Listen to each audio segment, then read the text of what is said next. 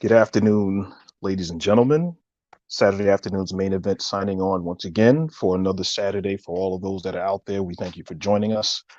Peeps Nate here. I'll be joined by my partner, the phenomenal one, and we got a special guest. You'll have to tune in for that. But before we do that, as usually when you see a memorial eulogizing another fallen wrestler, another fallen star, it's kind of somber when we talk about this. And as you've probably heard about over the last 24 hours, Darren Drozdoff, who was affectionately known as Droz, passed away at the young age of 54, which is crazy. For those that don't really know too much as far as Droz having one of those, he was a football star, played in the NFL, was for those that remember Drozdoff when he played in the NFL, he played for the Denver Broncos briefly, and was got critical acclaim for in a preseason game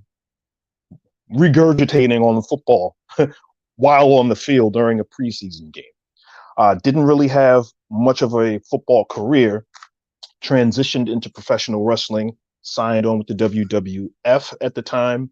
Vince McMahon liked the fact that he could regurgitate on command, started his career as Puke. Only in the world of professional wrestling can we get a character like that. Then, as he progressed further, and there was a push from Vince McMahon in liking the character to help develop him, he was teamed up in probably the feud that he is most known for, and that's joining up with LOD 2000 with Hawk and Animal, and Sonny being attached as their manager. And we've seen, for those that have looked at his push then, getting into that feud and starting to develop and starting kind of a jealousy angle between Road Warrior Hawk, who was going through substance abuse problems. They turned that into a storyline, and then having Droz kind of replace him.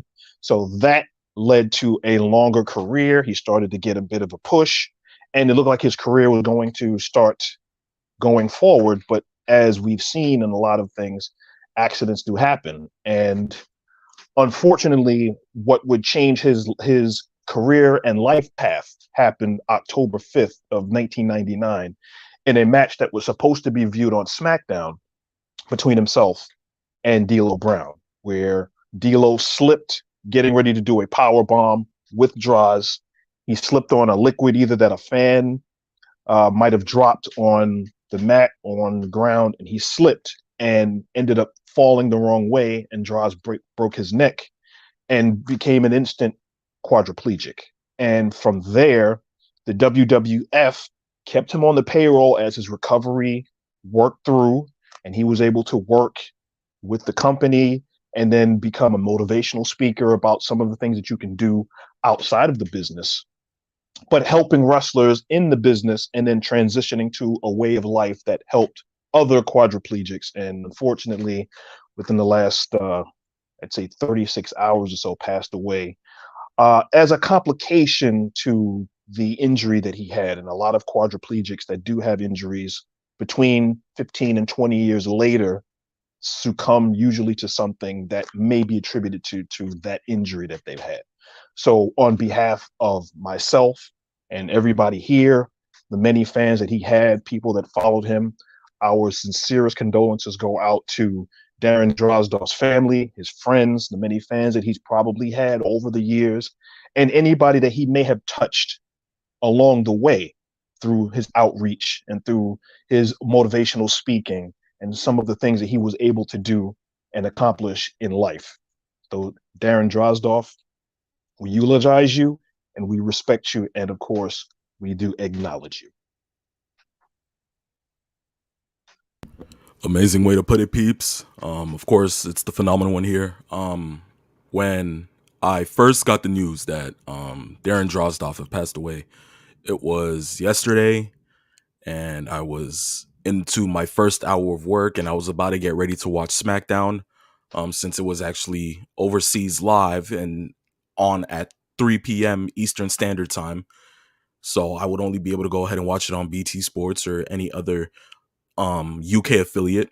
And as I was about to go ahead and get ready, I get the text from Peeps, and it was just whoa, it kind of took me aback. Of course, having to sit there and remember um listening and hearing about this story and how it kind of affected even Albert, who was his tag team partner sort of at the time, D'Lo Brown, who has always said that he feels sorrowful for it, even though Drozdov says that it was a complete accident and that, there is no person to be blamed at that current moment and at all through this situation. It was just a minor slip up. And even Drozdov sometimes says it could have even been avoided by his loose shirt. And that was, that for what Drozdov did itself, even after the injury and having to rehab into a sense where he can overpower this situation and not feel down in any way, shape, or form. And he continued to push forward and had the strength and the motivation to feel better about the situation. That is inspiration to many in the sense that it doesn't matter how many times you get kicked down, just always try to find a way to get back up and feel better in light of the situation and things that may have affected your life in any way, shape, or form. So in that sense, Drozdov was motivational. He was an inspiration.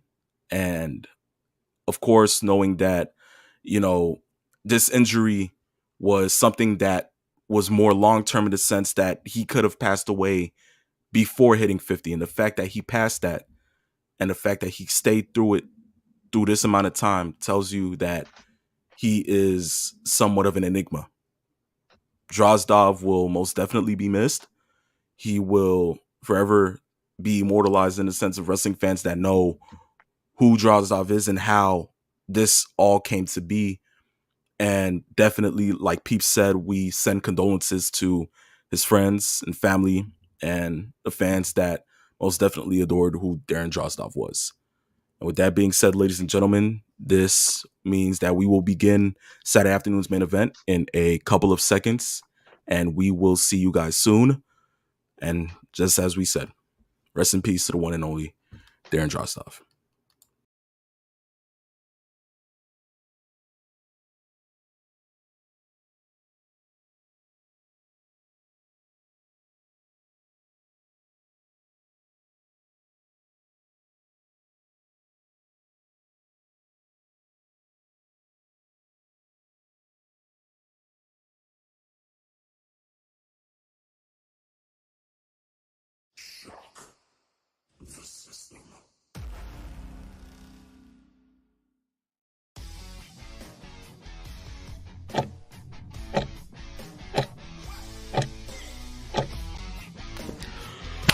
Ladies and gentlemen, boys and girls, children of all ages, welcome to Season 6, Episode 2 of the phenomenon known to mankind, the Saturday afternoon's main event. Of course, if you do not know who I am, dumb, stupid, blind, or just plain irrelevant, I suggest you go to school, go into your library, find the biggest dictionary you can find, preferably Merriam-Webster, and look me up under the word phenomenal. Ladies and gentlemen, it is I, the phenomenal one, and of course, here on Saturday afternoon's main event, I'm not joined alone, because my co-host, ladies and gentlemen, is the one, the only, limousine riding, jet flying, kiss stealing, wheeling dealing, son of a gun who's not having a hard time holding his alligators down. Ladies and gentlemen, boys and girls, children of all ages, give me 2 claps and a peep snake.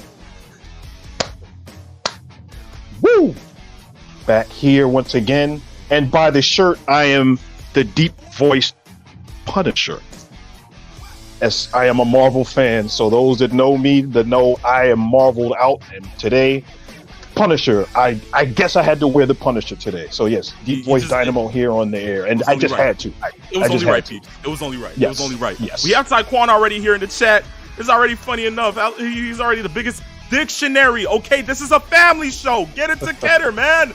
Have mercy. But anyways, let's go ahead and switch it up a bit here on Saturday afternoon's main event. Because, as Pete said earlier, ladies and gentlemen, boys and girls, children of all ages, we have a special guest. Ladies and gentlemen, boys and girls, children of all ages, of course, knowing that the phenomenal one here is the host And we have Peeps Nate here as the co-host of Saturday Afternoon's Main Event. Let's go ahead and take it back a little bit and bring up here, once again, a man that was a part of the original trio Saturday Afternoon's Main Event. Once again here on the reiteration, ladies and gentlemen, the host of Morton's Law, the one, the only Mr. 411, Christopher Morton. What's up, guys? Thank you for having me back on the greatest show on earth, of course. The greatest. And there we go. It's just a pleasure to be here. Thank you again. Yes. Of course, man. So, guys, once again, if you guys want to go ahead and follow Chris, if you want to go ahead and listen to what he has, listen. He's on Spotify. He's on other podcast platforms. Under Morton's Law, of course. We're going to go ahead and plug you in. Don't even worry about it, Chris. Don't even worry. We got you, man. Yes. Once again, Morton's Law. Literally, guys, all you got to do is just type it in. YouTube is the same way. You will see it, because the minute you see it, all you will hear is literally the cult of personality as the intro. It's not that hard, ladies and gentlemen. It's not rocket science. You guys got it under control. Trust me. By the way, look at the shirt. Look at the shirt. Of course. Of course. He's a die-hard Warrior fan from all the way back. Peeps. Not okay. Not just Ultimate Warrior. Okay, let's be for real here. Yes. Let's actually keep it, term wise. The Dingo Warrior. Okay, let's keep it a buck. Let's just keep it a buck. Yes. The ultimate Dingo Warrior. Put it all in one phrase and then bottle it. He's been ride or die with Dingo with the Warrior from jump. The original most electrifying man in sports entertainment. Shots fired. Here he goes. Listen, go on a rocket, fire up the rocket fuel, and take it straight out into the moon. Forget it. That's what we're all about here. Oh, man. Oh, no, not Taekwondo. Yay, diversity. Warrior fan follows. Listen, don't take Taekwondo serious sometimes. The man just loves to get no way heat. He's just like Dominic in a sense. But we have a new person here that is watching on Twitch, and he just wants to chime in and say, hey guys, Alex here. I have a friend from London that is in London at Money in the Bank and tells me something shocking about today from production. Yo, peeps, the fact that we have more plugs than Dave Meltzer has people to go ahead and look at live shows for him, that tells you enough. Alex, thank you for going ahead and watching it. Thank you for the insight. But from that, listen, guys, we thank you for going ahead and tuning in for today's show. Of course, you're able to watch Saturday Afternoon's Main Event on Twitch, Twitter, and YouTube. So for those going ahead and chiming in from every single platform, we thank you. We appreciate you. And let's proceed to go ahead and do what we do here on Saturday Afternoon's Main Event as our mission statement. And that is give you laughs, good times, and all the wrestling news possible. So with that being said, let's go ahead and start off the show right with what we always do. And the only way to start off the show is when you hear that. It means only one thing. Ladies and gentlemen, it is time for Wrestling Crash Course. Let's do it. Of course, peeps, fire it up. First one of today, the return of Carlito Caribbean Cool. Yes. Now, look, truth be told, I know we all here are friends of Carlito. We all kind of enjoyed his early debut of cheating John Cena. For those who actually go ahead and get that reference. Yes. And for those who know that he went ahead and cheated John Cena to win the IC... See, I'm tripping today. I guess it's just the Money in the Bank nerves. The U.S. title. Yes. In his debut match. And somewhat carried that heel persona with his friend Jesus. Of course, we remember that whole thing and that triad. To becoming IC champion, to holding the U.S. title and becoming, released. And now hearing that he has just re-signed with the WWE. Let's go ahead and take this over to Mr. 411. Chris, how do you feel about this itself? What do you think is in store for Carlito? Well, I think for starters, his new steroid regimen got him the job for sure, because he's never looked more jacked than he does now. I mean, he looks better at 40 than he did at 25. So, that's I don't know what to make of this. I honestly, I'm surprised by it. I mean, who knows how long before he gets the future endeavored. I mean, I don't think this will last long. He's keeping it real. I mean, what do you think is going to happen? What, a couple of Royal Rumble entries? Is he going to join the LWO? That's what I'm probably seeing. But how long till that kind of blows over? Like, peeps, you know, what should we expect, man? Like, Yeah. there's so much that you can just implement into a Carlito feud, because it's not like this is ruthless aggression era again. What are you gonna do? You're gonna bring back what was his like his little mini TVs, like his little mini talk show? What was it? Oh yeah, Carlitos I forgot the name. Cabana? But I know what you're talking about. Like, Yes, yeah. So what are you gonna bring that back? We already have like so many. We already have like seven. We already have 7 talk shows: Ms. TV, Ding Dong Hello, the Grayson Waller Effect, Piper's Pit, and then we got the Flower Shop. And then, I mean, come on. At some point, we got to stop with all of the talk shows. I mean, there's just too many of them, and they don't do anything. They don't further any storylines, and it's just, you know. I understand. Let's be honest. He wasn't even the most over person in that Puerto Rico show. It was Io Sky. Yeah, go figure, right? Exactly. That should tell you enough. Like, be for real. So it's just like, oh man, you know, like what are we supposed to do here? But you know, I guess as Mr. 401 just said, we'll wait for the future endeavored. As for now, let's see what our nostalgia can get out of the Carlito effect, as we may now have to call it. But from that, we move into some much more polarizing news. And this involves the world of All Elite Wrestling and New Japan Pro Wrestling. Of course, last week, you would know that Forbidden Door took place in Toronto, Ontario, Canada. And the one match that has every single individual talking is Ospreay versus Omega 2. Yes. Look, in the words of Dave Meltzer, this is the one time I can agree with Meltzer on this. I'm giving this 6 stars. Okay? I'm keeping it $150. This match deserves 5 stars and more. I enjoyed it that much from what it was when I said, look, Wrestle Kingdom 17, that was it.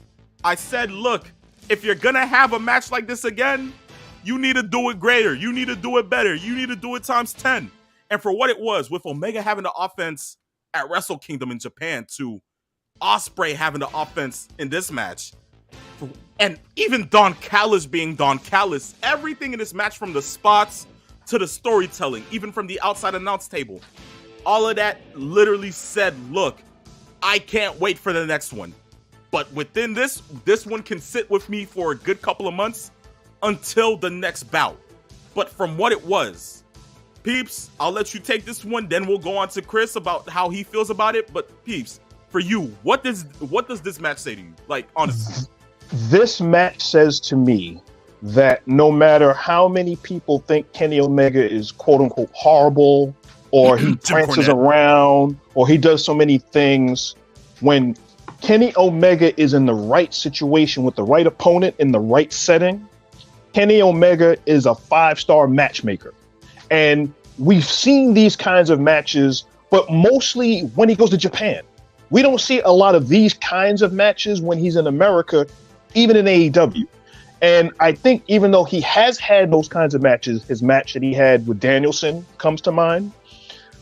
He's had those kinds of matches, but they're few and far between, mostly because he's usually in either a trios match or a tag team situation or something that doesn't allow him to get those skills showcased. But Will Ospreay and Kenny Omega Part 2 in what I'm going to assume is going to be a trilogy, because they have to have a rubber match at some point. And I'm going to guess it's going to be in Wembley Stadium. That's what I'm thinking. Definitely. If that's where they're going, then the best thing that they did is they made this match not a carbon copy of the first one, because all great potential trilogies have to elevate from the previous match and be different enough to stand out on its own. Now, I'm not going to compare trilogies as far as the best trilogy that I've seen, which is Steamboat and Flair. And anybody that knows me, I'll say that until the day they bury me. But each match was different and great in its own, that it could have been a match of the year by itself without the context of the previous match. If you never saw the first match and you just saw this one, you enjoyed this just for all the drama and everything else that was in there. The 2 hiccups that I had about this match, first of all, was how they implemented Don Callis. Yes. Because the AEW referees, for whatever reason, they have no authority. It's like their authority is kneecapped every time they go ahead and do something. Literally. Callis gets kicked out of the match. How do you kick him out? And when he comes back, it's totally... Well, what was the point? And then what? And then at the same time, what was the point of the security detail that Don Callis, quote unquote, afforded to Will Ospreay beforehand? It was two big beefy goons standing in the aisle waiting to do something.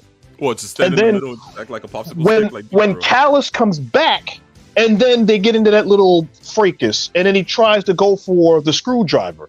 That wasn't needed. I know why they did it, but it wasn't needed at all. Exactly. But in general, the way the match flowed, it was 40 minutes of violence, brutality. There was the psychology of what happened earlier, the way Kenny Omega sold what he did in the first match, which he basically was using Will Ospreay's head as a ping pong ball in the first match, returned the favor, and he was the ping pong ball. I thoroughly enjoyed this match, without question. And just a side note, Kevin Kelly did great on commentary, just to implement the rest of the story. He did great. But from your side of things, Peeps, we go to Mr. 401 side. How did you feel about this match as a whole? Well, just to piggyback off of the original thought here was that what you just said recently is that it went 40 minutes, but it never felt like 40 minutes. No. It flew. Like at one point I look up and I see it was 25 minutes in. I'm like, I thought it just started. I mean, it was so that part of the match, some matches drag. You're like, oh my God, is this going to go on and on and on? It's never going to end. Because I watched New Japan for many years. Most of their matches, their big main events are over 30 minutes. And some of them are just repetitive where you get chop, forearm, chop, elbow, chop. And they do that like 3 different times in the match. And it's like, okay, end this thing already. I've seen this. But this match didn't do that. And like you said, completely different from the first one. And albeit they had to get around and they actually rose above Tony Khan's incompetent booking in this, you talked about with Callis and the referee. And again, like you said, Omega is a different animal when he's in a New Japan environment. It's like he doesn't bring his A game in AEW. And that's been a lot of the criticism is that I think he needs to be motivated by guys who can go at that level. And he showed it here, and Ospreay's incredible. I mean, we can't talk enough about Ospreay. I mean, and like you just said also, psychology in AEW match. Who would have thought it? How about that? Psychology. Like what? Yes. Like, and that's just, I mean, everything about it. The only knock, as you said earlier, but my knock goes back to how you talked about earlier with Meltzer's ratings. And when you just mentioned the original trilogy of Flair and Steamboat, if you're going to tell me this match is 6 stars, then you have to go reevaluate those matches because none of those matches got 6 stars. Mm-hmm. Yes. Honestly, you got a point on that.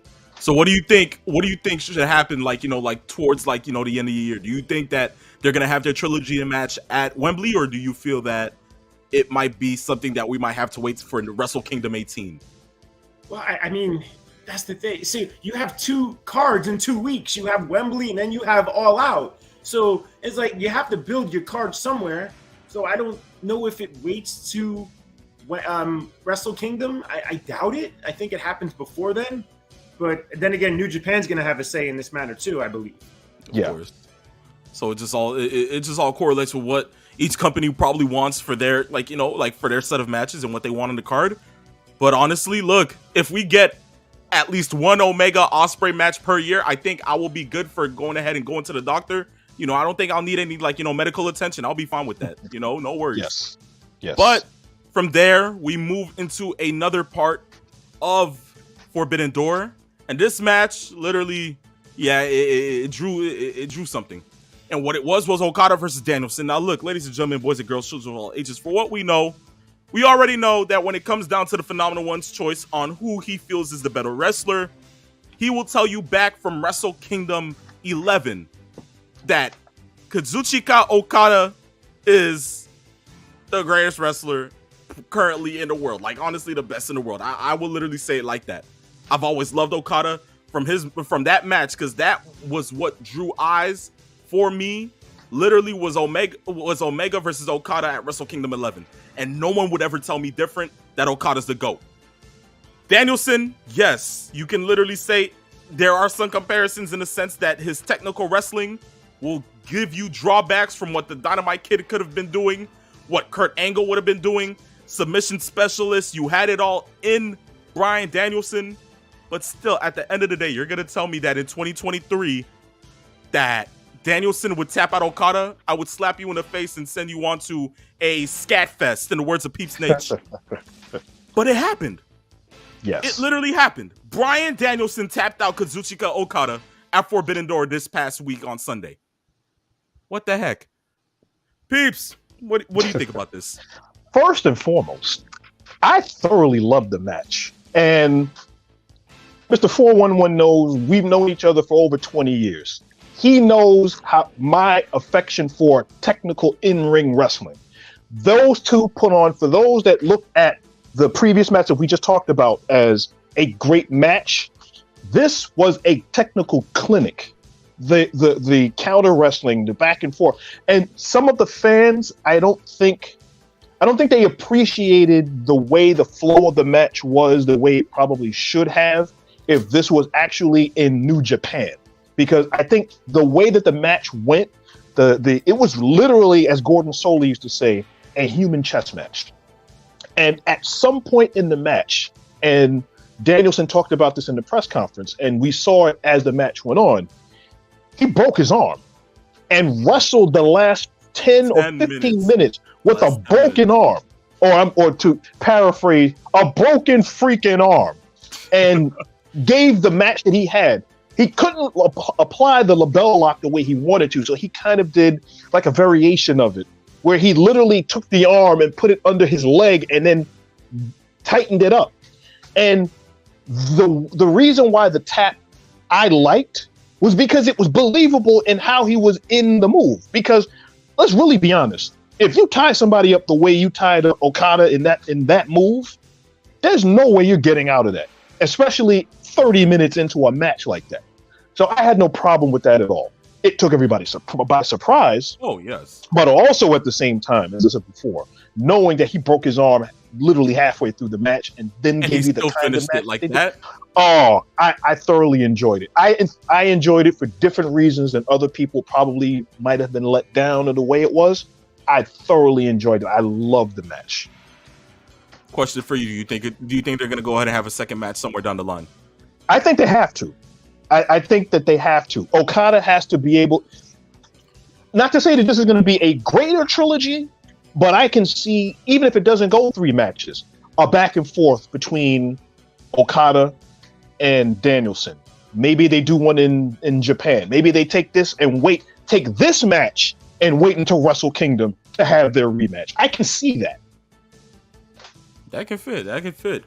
Mr. 401, how did you feel about Okada versus Danielson? Well, first I wanted to just address one thing that Peeps Nate just said, which made me laugh. He said a technical in-ring match. What do you mean? As opposed to a technical brawl through the crowd? I mean, I think Moxley would make that claim as being the best technical brawler in the world, right? Well, there you go. Yeah, this show was great. So, again, another great match on this show. And listen, when we talk about dream matches, I think it's overused. But this is the epitome of that. It really is. Yes. When you think about their careers and how they finally come together. Yes, I do think we'll get that rematch at Wrestle Kingdom. It makes so much sense. Okada will win. I'm curious about how Tony Khan, when he has those meetings with the New Japan people, in terms of who's going to go over, and they're like, wait, what? How many more people? Like, think about how many New Japan guys did jobs in this show. Yeah. And in the past, when Ring of Honor worked with New Japan, I believe it was always 50-50. In fact, when Kevin Kelly called Ring of Honor matches, he would talk about that, like the percentage of wins for Ring of Honor guys versus New Japan. It was something like 55-45. He was always like very close, but it appears like, has Ishii won a match? I mean, yeah. Think about these guys lose more than they win on Ring of Honor. Yeah, that is crazy. Yeah. Like Hiroshi Tanahashi, for what it was. I mean, we already knew, for what it is, we noticed the minute the card came out, who would go ahead and take, because if anything, Peeps, I think we literally only messed up one match, and that was the main, that was the main event. Yeah. We got one match. We both got the Okada match wrong. Yeah, but all the other matches we got right. Yeah, I got the Elite winning in that 6-man, and you had the BCC winning, and they lost. That's literally That's the only one. That's the only one. But as far as the Okada match, that's the match that we both got wrong for obvious reasons. So Of course. But I mean, everything else, it was just like, okay, like everything else was yes. And the match was great. Of course, it was great. I don't know. Answer a question. Meltzer gave it 6. What did he give this? Wait, Probably gave it just 5 because he might have been disappointed because of how it ended. Well, for me, yeah, I would have to, honestly, for what it is, I would have to give it 5. If it came down to 6 stars, giving like Osprey and Omega 6, I'd have to give this one 5. I mean, you know, it's just so hard because this is like WrestleMania 25. You have the main event of Orton and Triple H, and somehow they have to try to top Michaels versus Taker 1. How do you do it? You can't. Like there is no way, shape, or form. You know, and that extra star that goes to this match, I can't believe I'm actually going to say this, but that extra star goes to the sports entertainment aspect of the match. Because if you think about it, the sports entertainment building story of the match is what added that extra level to the entire match. If you pull that out and there wasn't the backstory and all of the stuff that happened in the first match and the bravado back and forth of how they built this thing, we would be talking about this the way we talked about the Okada match, which would be on par. But the eye test tells you that this was the main event and not the Okada-Danielson match. And now also, the bigger thing is, with Danielson getting this win, what does Tony Khan now do with Danielson? He has to be in line for a mega push towards that title again, or somebody. I mean, you can't just beat Okada and then do nothing. Yes. And also, the fact that you brought up a perfect point. Danielson has been in AEW now, what, a year and a half? He hasn't held any gold yet that I can think of offhand. He hasn't won a championship since he's been in AEW. That's a crime. As much as we've talked about Adam Cole and certain other wrestlers that have been in the company that probably deserves to have gold, Danielson hasn't worn a belt in that company yet. That's unfathomable to me.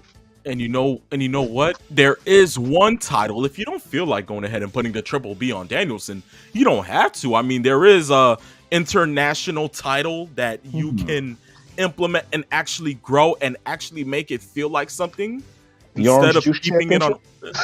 There we go, peeps. You see, I feel like we're on the same page here. Do you feel like this could be something that could be in the works for Danielson, like Mr. 401? Do you think that an international title, taking it from Orange Cassidy and putting it on Danielson, at least to have him build the title and make it feel like something, while on the same spot, like on the same side, having Danielson hold gold? Do you feel like this is something that can happen, or does he still have to wait for that world title?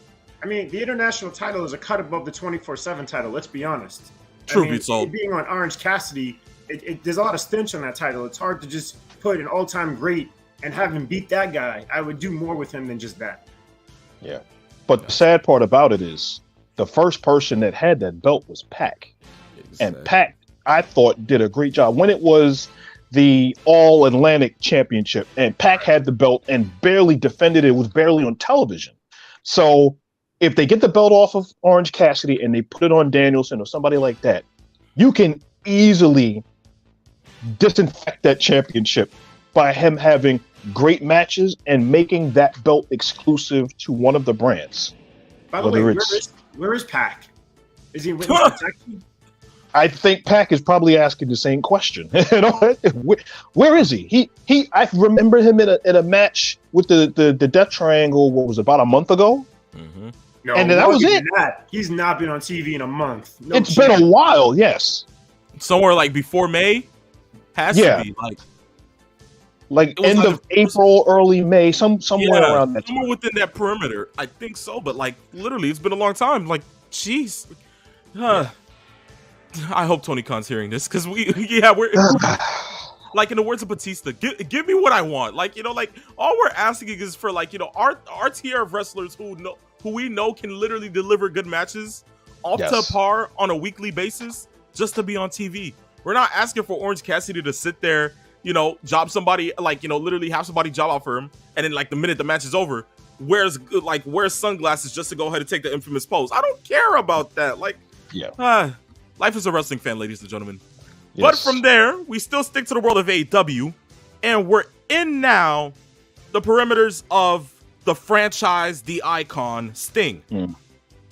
This is something Peeps Nation wanted to bring up, guys. And of course, yes, because this man has literally been here for them dot of time. We know that he loves his old wrestlers, especially Sting, because Sting was literally that baby face wrestler for the children around that time. Am I wrong, Peeps? Sting was for the babies. Oh, Lord have mercy. But yes, the Stinger, ladies and gentlemen, if you watched Dynamite this past week, you would know Sting decided that he wanted to be Jeff Hardy incarnate. This man, as Darby Allin is about to deliver a spot from the top of the ladder onto, I believe it was Sammy Guevara. Yes. Stinger decides to climb the ladder, talk to Darby for a quick second, while the fans are literally insinuating that, okay, this man's about to jump off the ladder. He tells Darby to get down. Darby gets down. Sting climbs the ladder, proceeds to go ahead and taunt, jumps off the ladder into the table, completely misses Guevara for a quick little second. One table breaks, and literally the rest of the crowd is just like, wipe out. That's what happened. So, if you would have brought up the old Stinger music from WCW and then said wipe out while he landed, it would have been apropos for this. I cannot understand why 64-year-old Sting thought he was 34-year-old Sting and climbs the ladder. Just to set it up how it was, ladder's in the ring, closer to the ropes. Darby Allin's on the outside of the ladder at the back end. Sting is climbing in the opposite direction, and then he kind of Mutombo finger wags him. No, I'm going to do this. And then he proceeds to do that. Now, is it the idea that Sting, who we've seen do some crazy jumps and leaps in his career, not to this extent, but even in AEW, coming off the stage doing flying body presses and other matches, et cetera, we've seen him do those kinds of things. He can still do them. There's no reason why he should be doing it. That's the issue. But the fact that he did this jump, the table is at least 10 feet away from the ring, and jumping off the second rung of the ladder and then wiping out first. I thought he broke his neck, his knees hit the ground, his chin. What happened? What happened? The table. It was like yes, his chin hit Sammy Guevara's knee, which instantly bloodied him, and he was off camera for a while. So I was under the impression he's really messed up. But he eventually came back in the ring, and he not only did he finish the match, he got the fall with the Scorpion Deathlock. So I don't know how he was able to finish it, but as you can see, wait, he didn't finish the match with a shooting star press? Are you kidding? The Acai DDT was waiting on call. That's what he was waiting for. And you can see at the end of the show when they were kind of showing the credits, oh, we're out of time, we gotta go, see you next week. His entire chin went from black goatee to Wolfpack red. I mean, literally, he looked really messed up. And I have to say, why? That'll be the prevailing thought process from me. Sting, money. Everybody has a price. Okay, everybody's got a price. I think right now the question is, and I think Dutch Mantel said it on his podcast, why did the booking philosophy of Tony Khan creep into his mind? Did Sting feel like he had the need to be like the cool kids that are doing all of these acai 450 senton elbow smashes off the top of the rafters and through three tables? It wasn't necessary. The only thing that's left for Sting to do is to put somebody through thumbtacks. I hope we don't see that. Wait, let's be fair. What does he do to earn his check? Okay, so at least he's earning his money. He can feel good about this. I mean, I don't know what he's paid. Is his contract public notice? Like, do we know what he makes? I don't know what he makes, but I'm pretty sure he's probably one of the highest paid guys in the company. Just on name recognition. So he did something, albeit ridiculous. Yeah. And look, he's 64. We know. By the way, I wanted to say Sting, aka Stink, as the great Triple C used to call him back in the original Saturday Sting has been stung. That's what he would say. Oh man, It's laughable though. It is laughable, and I feel bad that he's going to end up in a wheelchair. I mean, he didn't. You said he didn't do this 30 years ago. He wouldn't have done this 30 years ago. Like, exactly. I'm not doing that. Yes. Lord have mercy. See, it's like won't even look. Sting versus Ishii in a Life Alert match. Have mercy. Yes. Suzuki too. You'd add him. Oh, good grief. We've seen Sting do high spots before in his 20s and his 30s and even in his 40s, where he would first of all, in his body shape at 6'2", 240, when he cycled off the roids, and he showed that he can do the aerial stuff, the planches, and jumping off the top. He can do that stuff. But that is much safer than something with the intangible of a ladder in a ring, which shakes as you move.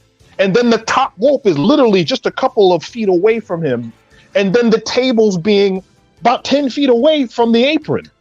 I mean, it could have been much worse. Wait, Peeps Nate, if Terry Funk 30 years ago was middle-aged and crazy, what would you call Sting?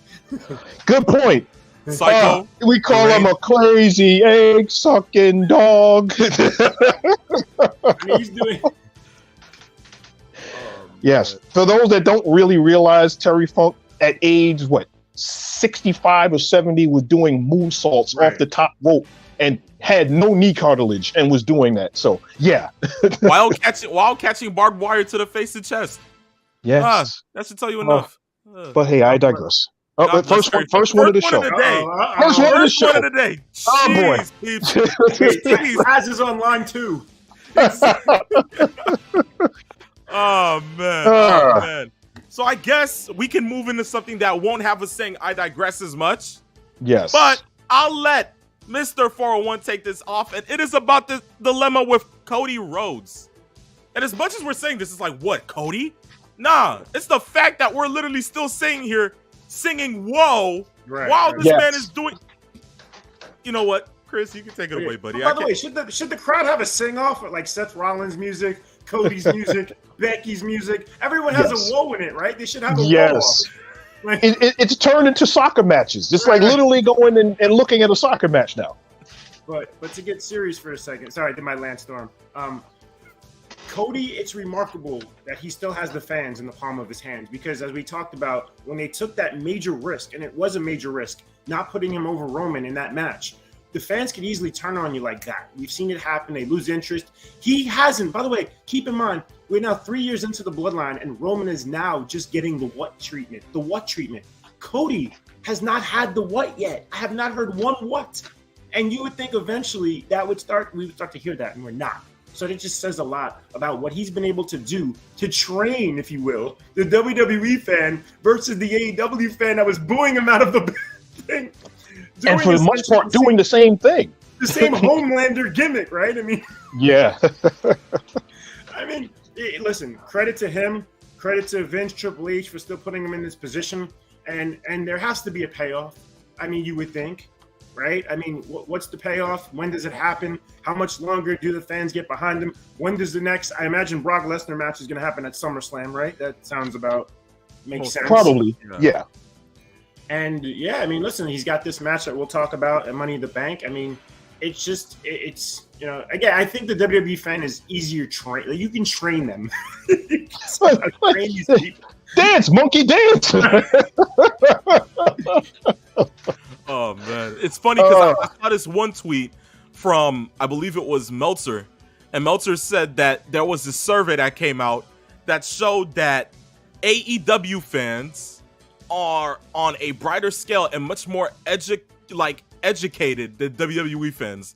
What do you feel about that whole statement? Like, truth be told, when it comes to something like that. Well, there's definitely more casual fans in WWE. That's a fact. Of course. Yes. Yeah. Due to the mainstream attraction and everything like that.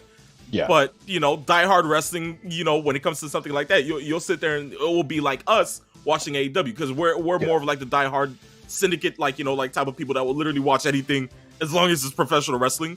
But, the casuals, of course, just to go ahead and see Logan Paul for a day, or maybe if they think, oh, you know what? Maybe The Rock shows up today. Why not go ahead and just turn on the television and sit there and an hour in, they just don't see nothing and just what, screw it, I'm gone.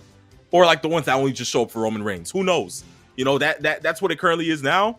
But I mean, for what it is, I still feel like there's a good number of educated individuals like ourselves that will sit there and watch WWE, and we would evaluate over AEW any other day. I don't know. Do you guys feel that way? Right. It's a smaller percentage, so that's the whole point of what else says. And for once, I agree with him. I mean, clearly, when you look at the AEW numbers being 800,000 for Dynamite, and Collision just did their 500,000, Rampage to 400,000, it's a smaller audience by a lot compared to SmackDown, which is now doing 2.3, 2.5. Some segments where Roman is doing 2.7, right? Did any of them do 3? I think one of them did 3 recently, right?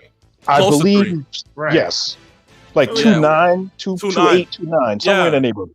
And that was the one from, I believe, when Jay actually like went ahead and kicked him. I believe so. Yes. Yeah, it was that one. So the point is like, obviously WWE has a lot more women watching. They have a lot more younger kids watching.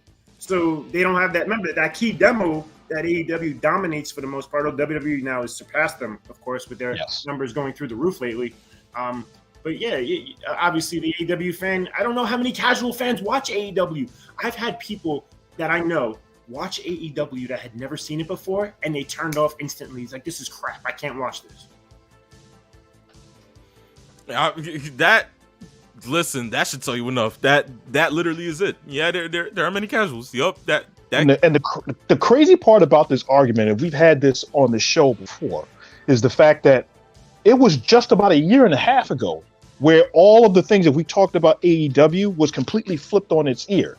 We were much more positive, much more flowing about certain things that they were doing because they were the complete antithesis of what the WWE was doing, especially with all of the roster cuts and all of the change and all of the turmoil and all of the scat that was going on in the WWE. And now we fast forwarded some 18 months later and look at what's going on now. Yeah. The perception of AEW with the booking, the decision making, the presentation of the officials and their refereeing, these little things that add up to big problems and down the road. Yeah, not only that, do we talk about the younger audience and the casual with the kids and the women, but think about the diehards from 30, 40 years ago, the boomers, if you will. They're going to watch AEW and go, this isn't pro wrestling. And that's to the point, like what I said with a friend of mine, and he's not even in that age group, but older people are going to say, the referee is looking like an idiot. Why am I watching this? What's the point of the referee if he's not seeing all of this? And then little things that happen that bury the referees we talk about. And it's just... Yeah. One thing that I've noticed that WWE has like kind of like improved, and it's kind of like a nostalgia factor for a lot of us, and even like, those that, like you just like stated just now, Chris, with like, like 30, 40 years ago that were like, major wrestling fans, like, during like Crockett Promotion territory days. And one thing I have to say WWE is improving on is the production. I won't forget this, literally like just the past Raw, Cody has an interview, and he literally has the interview outside by the stage with the silhouette of the fans in the arena right behind him, and you kind of felt like you were watching Crockett Promotions WCW. It was this was like you felt the nostalgia act, you felt the factor in it. From there, it was like there were many other instances within the match, even during that main event tag team match. Like, you literally sat there, and the camera cuts at the ring post with Cody trying to reach his hand out and trying to get the tag. You were like, oh dang, this is like NWA all over again back in the 80s. The nostalgia, like all those little things, it kind of ties in, and it kind of makes you feel like you're watching old school wrestling. And I have to give props to the production team because they did a great job with that. But this is 100% Triple H. There's no doubt about it. Oh yes, definitely. Yeah, definitely. I can't even go, because people were saying, oh, Vince was running the show that night, whatever the case may be. Honestly, no, because that has Hunter written all over it. Now the other aspects of the WWE, that's a different story. There is some sort of internal strife going on between Triple H and Vince as far as the production and everything else. But the things that we can put our thumb on, we definitely know this has Triple H all over it, or this has Vince all over it. We know those aspects that you two just brought up, that's all Triple H. Oh yes, definitely so. Definitely so. Well, with that, ladies and gentlemen, that marks the end of the first half of Saturday afternoon's main event. We are through with the first half. We will go ahead and move into the second half after break, which we will be covering our questions. And after our questions, our predictions for later today is Money in the Bank, which starts in about 2 hours. Yes. Listen, there's a lot to go ahead and look forward to within that sense of time. But ladies and gentlemen, we will go ahead and see you in a bit. Only 30 seconds from now, we will go ahead and start the second half of Saturday afternoon's main event. So stay tuned. Do not go anywhere.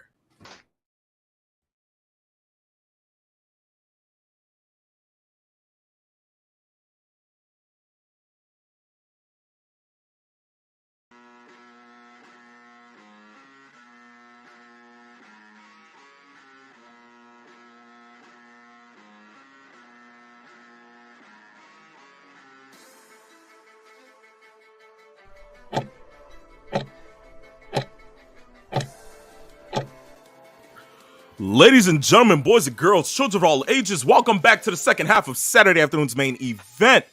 We will go ahead and get straight into our questions here. Of course, I know if you're listening to the background music, you would know that Lil Uzi Vert just dropped his somewhat prestigious pink tape, and within that track list, he went ahead and sampled the theme of Shinsuke Nakamura. So, of course, yes, ladies and gentlemen, it has been trending worldwide. People have been talking about it, and it's so funny because the first question today is from Tombstone City Adam, who said this. P1 has had me afraid about Civil War today since his statement about a surprise betrayal to Jay last week. Side note, Uzi's Nakamura song hits different. That's why it's playing in the background. And on that part of what I said, look, I'm just keeping it a buck. If we talked about Hogan Bash at the beach and he literally betrayed Randy Savage that easily and no one thought that was possible, what I'm thinking is if it happens tonight, I'm not going to be surprised. I can literally see Jimmy going ahead and just betraying his brother, super kick to Jay, whatever the case may be, sides back with Roman, and you're literally having main event Jey Uso alone. And that can literally give you all types of babyface treatment, and that can be perfect. But I don't know, I may be tripping. Mr. 411 peeps, do you guys have anything to say within this? Here's the thing. Then you start to tread waters and maybe you do too many terms. And then do you hurt the audience then? Okay, now you're killing everything. Especially with all the what chance we're starting to get with Roman. Now you're going to start to say, well, there are only so many ways that the fans can emotionally invest in something and then have a plot twist and then another one and then another one. It just keeps it's happening. It's almost like what they used to do with the Big Show in the WWE. It was like, okay, he's a heel, oh, now he's a face. Oh, now he's a heel again. After a while, you have to let the fans invest in the decision that was made for at least a period of time before you go ahead and then say, oh, this one. And I applaud them because it's had so many different twists and turns. It's Days of Our Lives. It's As the World Turns. It's Another World. It's all of these wrapped into one. And the most significant parts of this, as you've heard me say on this show, is that every great story has 3 acts. And we're kind of like in the middle of the 3rd act right now. You don't want to start adding a 4th act and then a 5th act to try to get back to the same story you could have told in the 3rd act. That's what the difference is. It becomes too much, yeah. Yes. Okay, so do we see a solo turn tonight then? Is that what we're witnessing, or? I don't actually believe he'd be turning. I think that he's just solo. I think that's what Solo's persona is going to be. I don't think he necessarily has an allegiance to anyone. I just think Solo is Solo. So I think that's what they're kind of conveying as they go forward. Got you. Because I'm gonna beat the proverbial dead horse right now. And the only thing that this angle needs, and they're not gonna get it anytime soon unless he gets out of that contract, is Jacob Fatu. That's all. And I brought that up last week, and then we talked about this before as this being the Samoan bloodline, being the Samoan Bullet Club. That's literally what this has become. Mm-hmm. You know, who's gonna join? Who's gonna, is it gonna be Jacob Fatu? Is it going to be Hikuleo, which I brought up as well? There's another name that they can throw in there as well. So, like, we can literally throw almost every other person who has literally had trails to the Samoan bloodline into this. There's also another one. We also got Umaga's son, Zilla Fatu. Yup. We've been hearing about as well. I believe throw that in there and see if you can. There's so many different branches to this tree that can spread out there that can bring in new fruit, if you will, if they do it the right way. And if they want to keep it fresh, Okay, we don't want the Usos, we'll bring in Hikuleo. We don't want Solo, we'll bring in Zilla. We'll have all of these. There's so many things that they can do if they want to cultivate it that way. Definitely. I guess we'll just have to wait and see starting tonight. I mean, honestly, Yes. like, like with all those other things, I would give it another year and a half or so. Who knows? Like trying to reinvent Roman once he loses the titles. Maybe in that sense, you can go ahead and do something with that. But for now, You mean Roman actually is going to lose the title at some point? it's shocking to hear from my mouth, right? At this point, he's going to be 7. He's going to be as old as Sting, and he's going to still have all of the belts. He's going to have a better reign than Bob Backlund and Bruno Sammartino's first, like, what was it? First or second reign? Like, truth be told, like, peeps, like, at this point, I'm going to have kids, and my kids are going to have kids, and Roman's still going to hold the hat. But here's the interesting caveat, and this is what people talked about around the WrestleMania time and all the rumblings of Roman to Hollywood. So when does he go to Hollywood? You can't put off Hollywood. There's no way he can keep the title and go do movies. That's just not possible. Well, The Rock proved that you kind of can, but you'd have to adjust how it's done.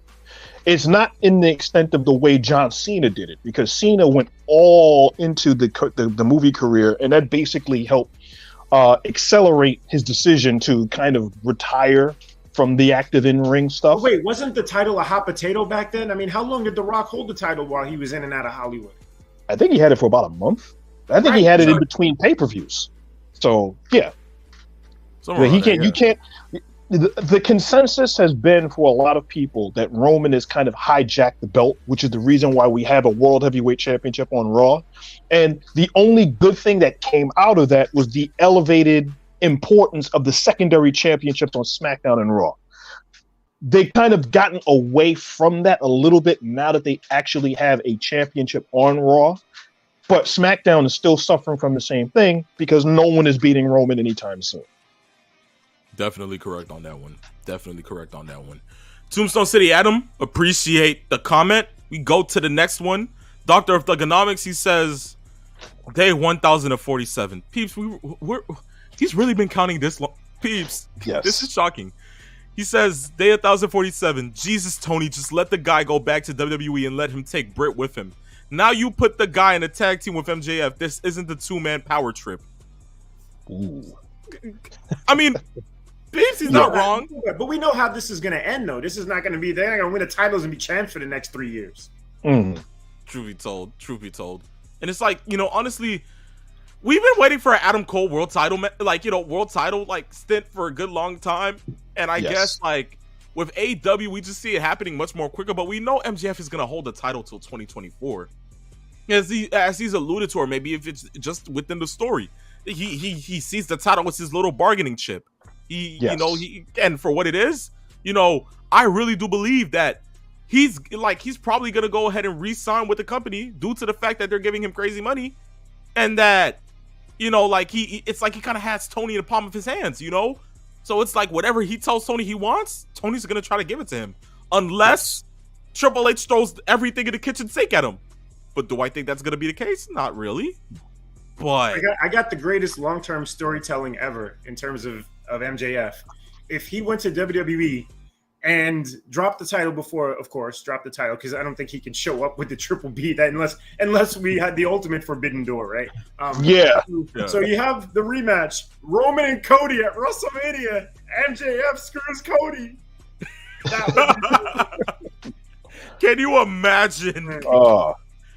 Peeps. I mean, it was so funny because I was talking to the Triple C earlier this past week, and I told him literally there's so many ways you could just go about it. Like if you want Cody to actually live through hard times, have him get screwed at next year's WrestleMania. Why not?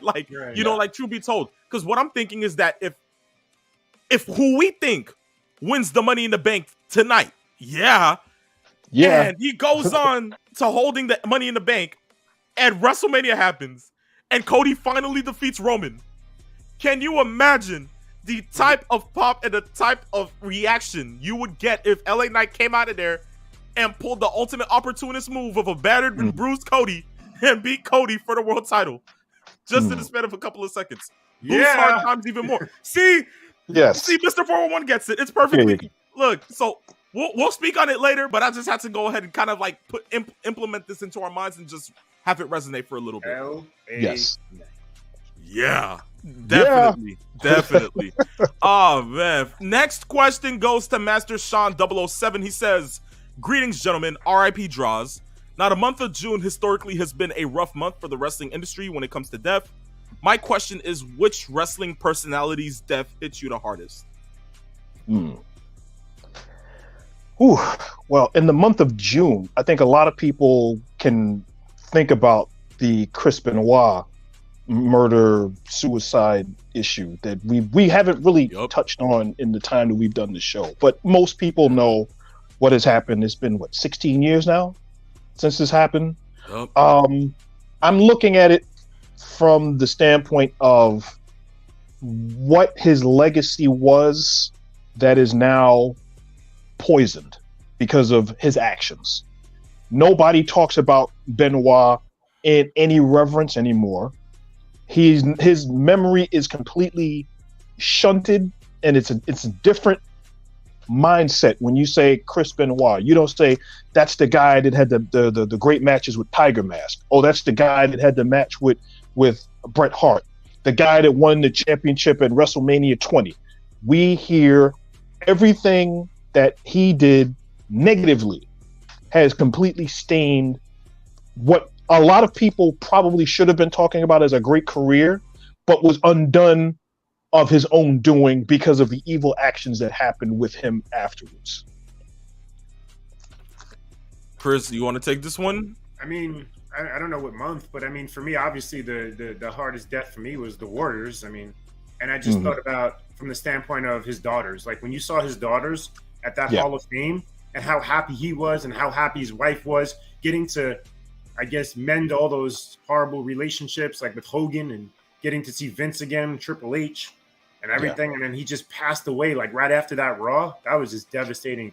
Just thinking from the family perspective. Like, I think to me, outside of saying June, if I was to say of wrestlers that have hit me the hardest when it was announced was Owen Hart's death.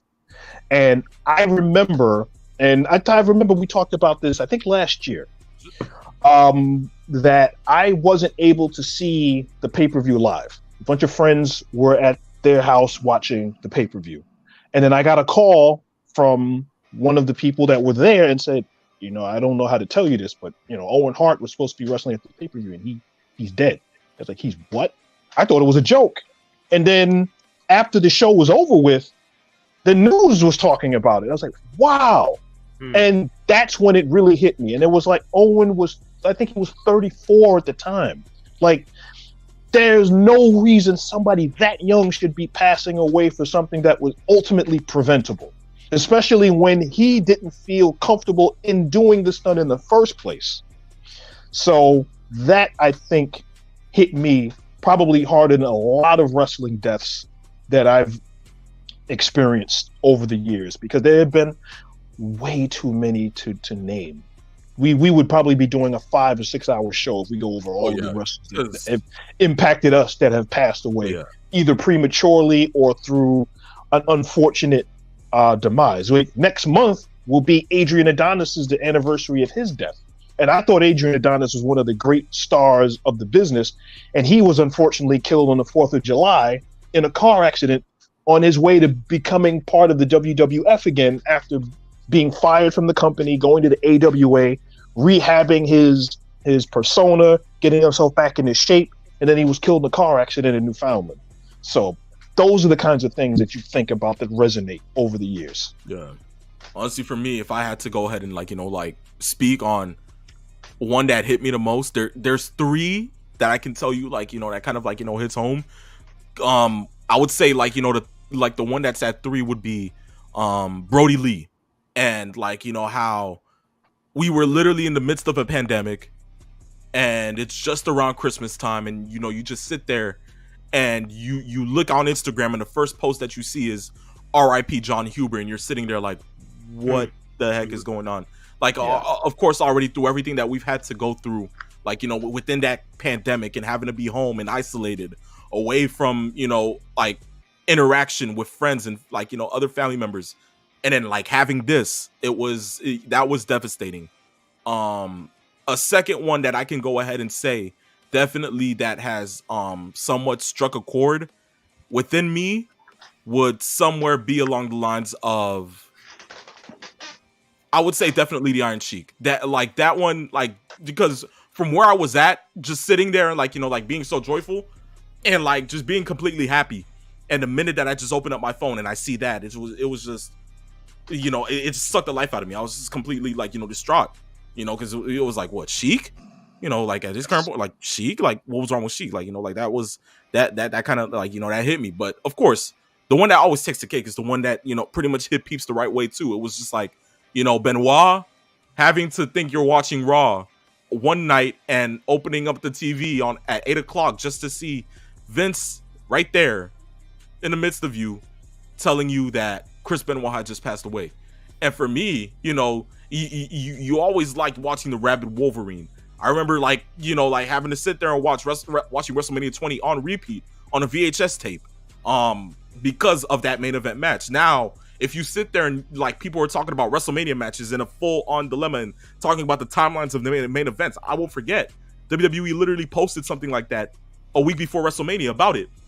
And they were just talking about all the main events that has happened through past WrestleManias. And they completely left out 20.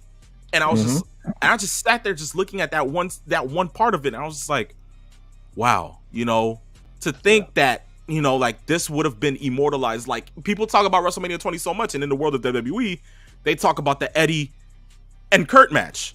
When we really know that the match that literally took the cake that whole night was, truth be told, Benoit, Shawn, and Triple H. But of course, due to the circumstances, it can't be immortalized. And it sucks. And for what it's been done, like I hear people all the time saying, look, Chris Benoit, a technical wrestler, I forever will love him and appreciate what he gave to the business. Chris Benoit, a person, forget about it. I don't, I don't have no ties to that. And I think that's the way that I see it myself too. For what it's worth, I like the technical wrestler, the person is literally completely different from the wrestler himself. But let's be fair about one thing. It wasn't Chris Benoit anymore. That's CTE. Yeah. It wasn't the same person.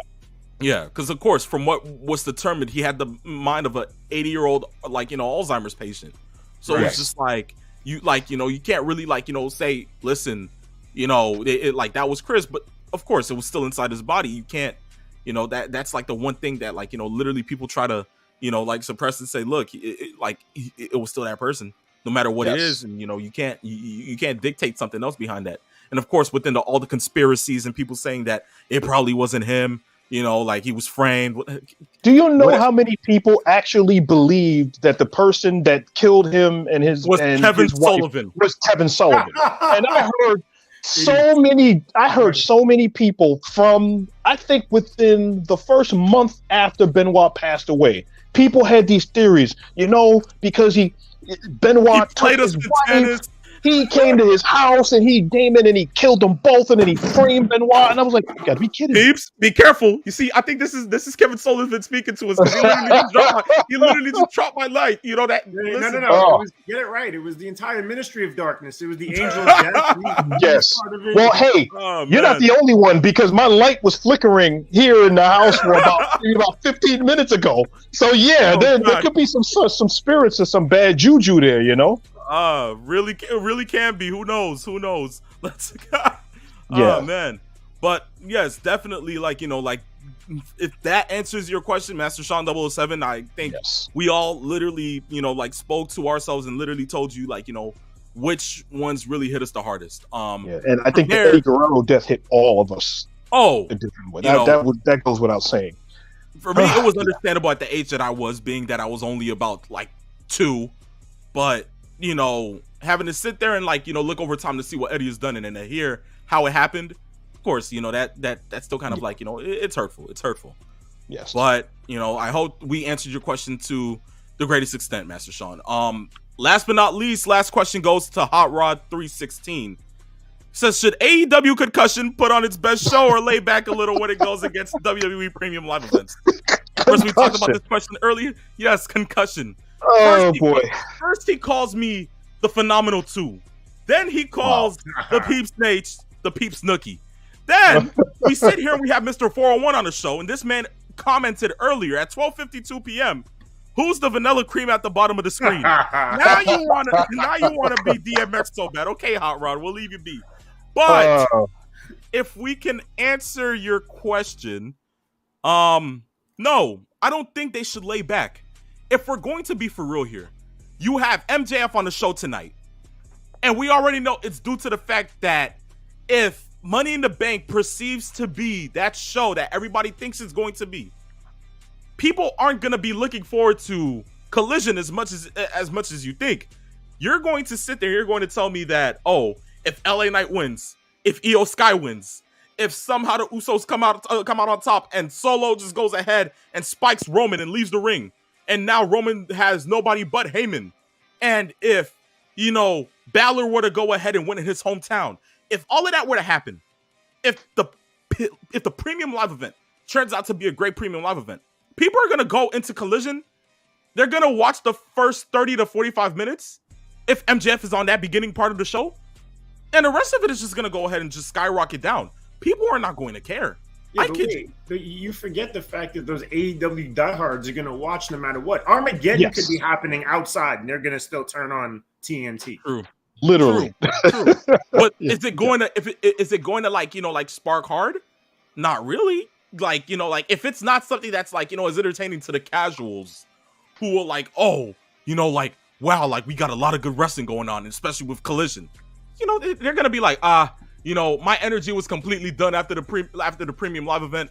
It's literally 5:30, 6 o'clock now. Yeah, I'm gonna go ahead and take a nap. I'm literally I'm done for today. That's what it's pretty much gonna be. But for those who want to sit there and watch more wrestling, like us, we're gonna sit there and we're gonna watch Collision. But it can't be a show that's lackluster. It has to be something that we have to look forward to. So they have to put on their best show, no matter what. And being that Punk is on Collision, and you're gonna have MJF there, and of course we know at the beginning, in the first show of Collision, Punk literally made a statement with the world title in a red bag, and he said, "Look, I'm still champion as long as nobody takes this off of me." You're gonna have MJF there.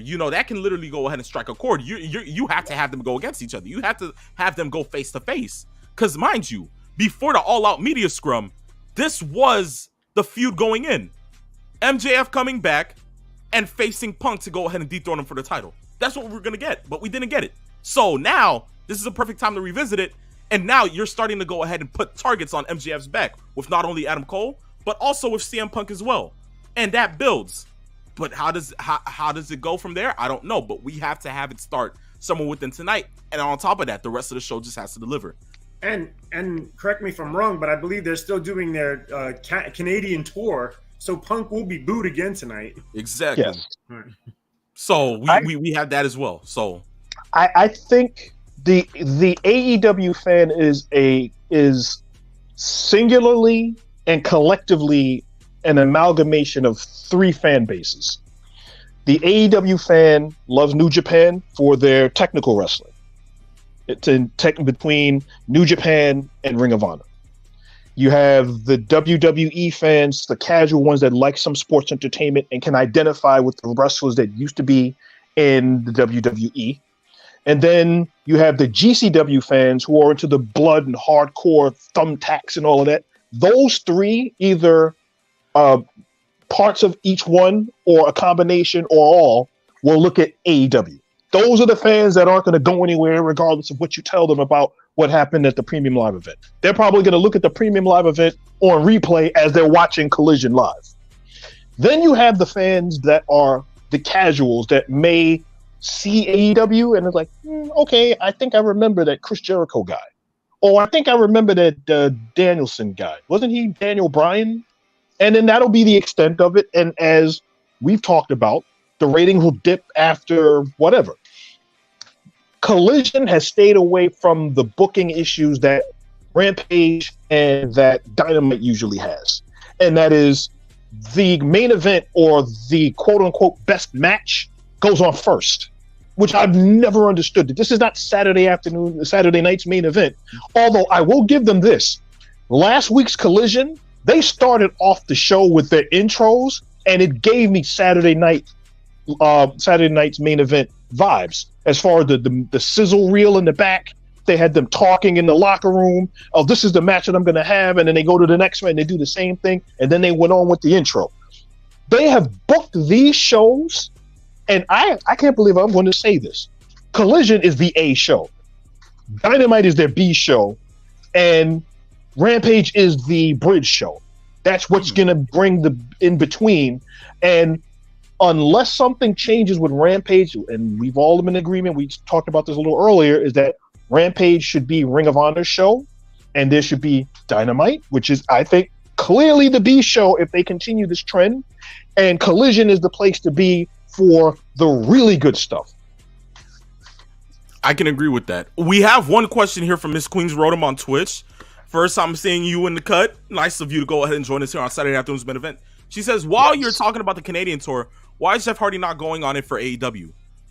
Actually, I read this report literally this past Thursday that he's not in it because of the DUIs, I believe, and he's not able to get into Canada. That's what the whole thing is. So he's currently just temporarily written off television for the time being.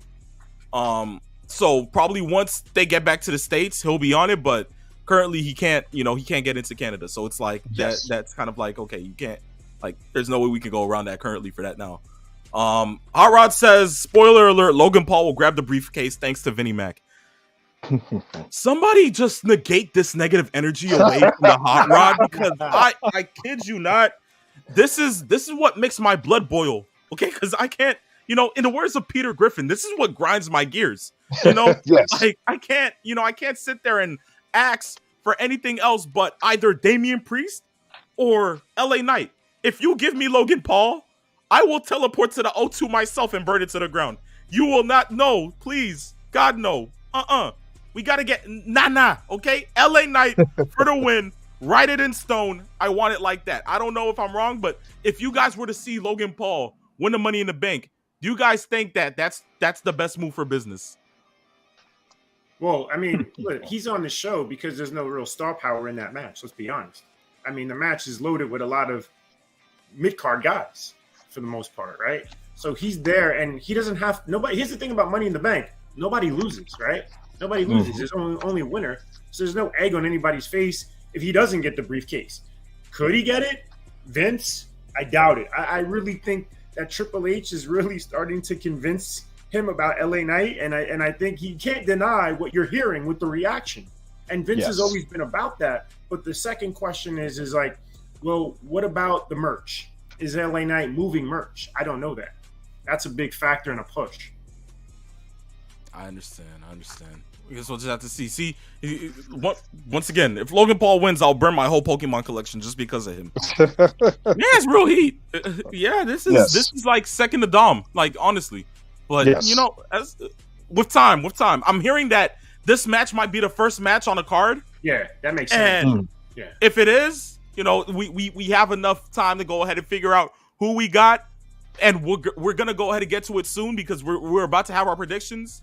And I believe this marks the end of the questions. Guys, you did great. We appreciate you guys sending these questions. You already know, if you want to send in a question, guys, it's not rocket science. It's not hard. All you have to do is DM us on Instagram at Saturday Afternoons _main event, and on Twitter at Saturday Main. But I prefer Instagram. DM us the question. It will be featured on the next episode of the show, and I can guarantee it, guys. Yeah, even as degenerate hooligan, deadbeat dad drunk Rodney Pierre. You know what? Yeah. Hot Rod, take that. I can't tell you that because I'm not, I don't think I'm worthy enough yet, but we're getting there. Don't worry. But you see, this is why we have Mr. 401 on the show. Okay? Because me and Peeps, we won't say nothing to you. Listen, but Mr. 401 though, listen.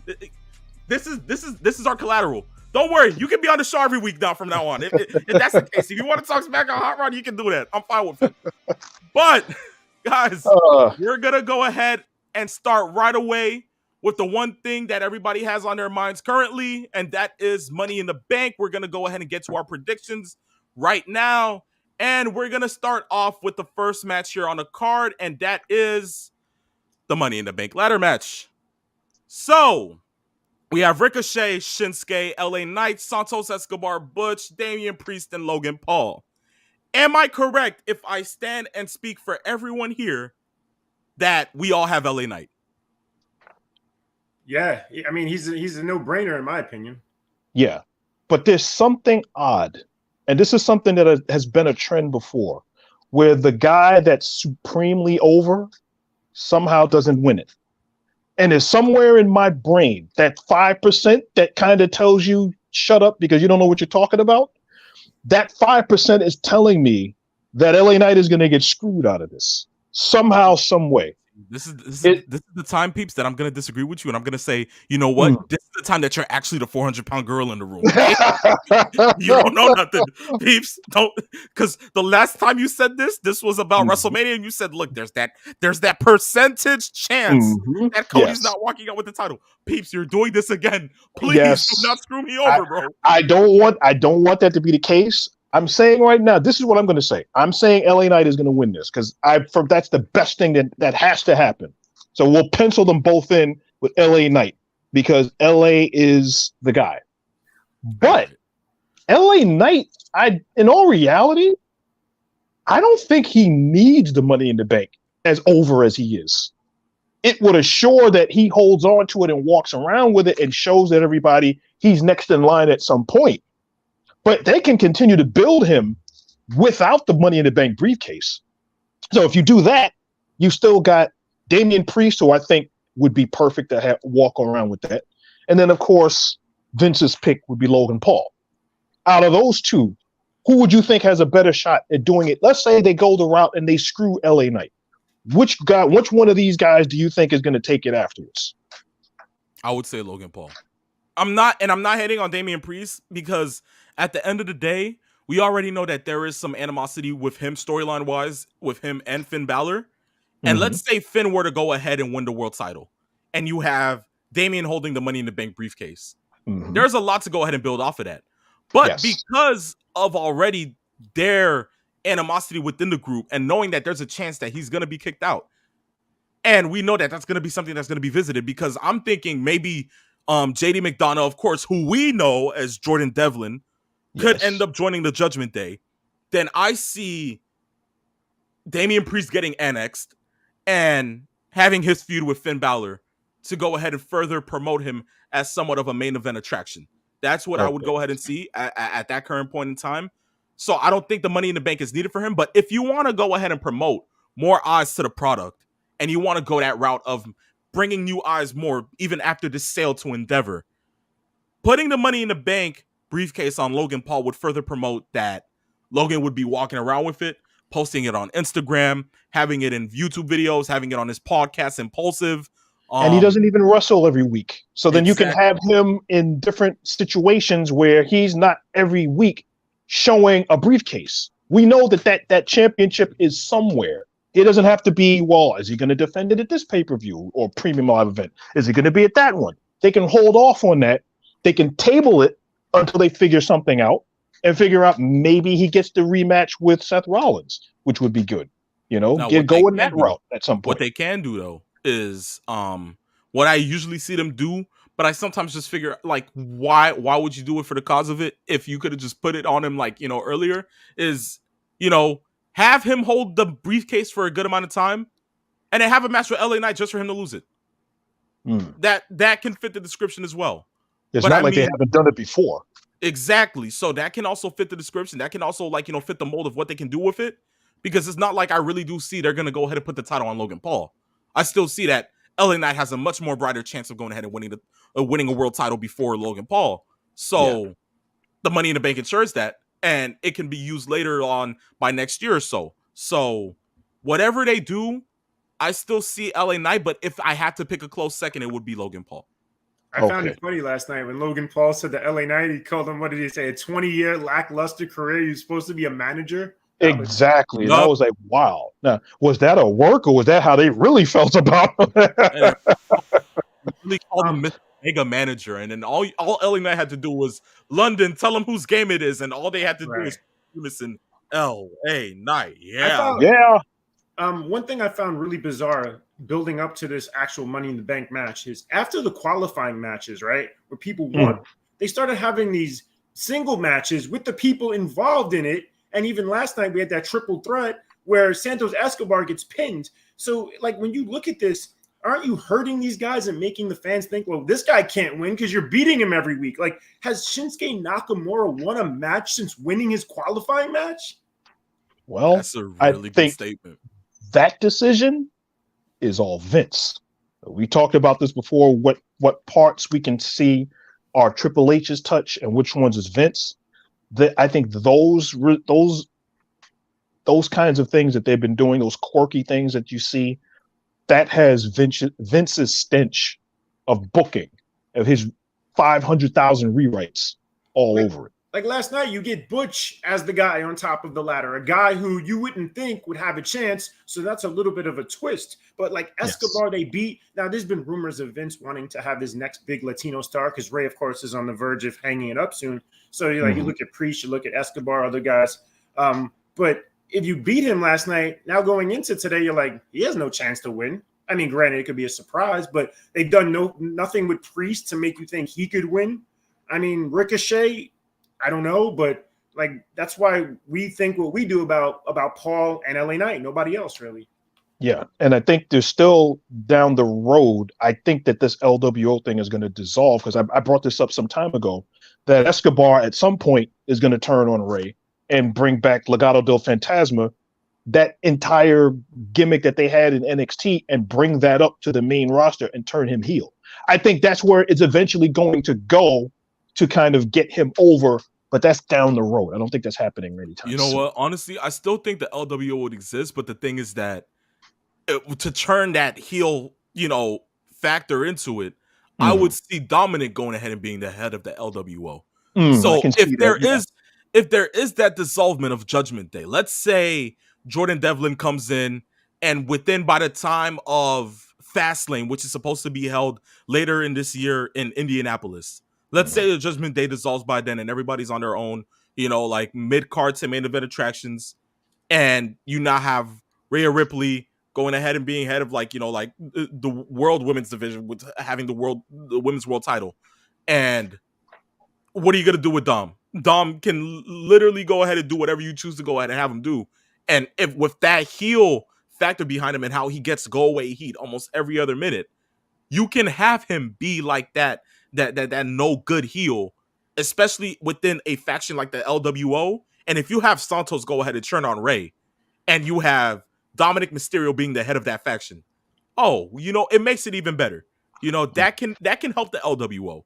But I just we have to see it happen.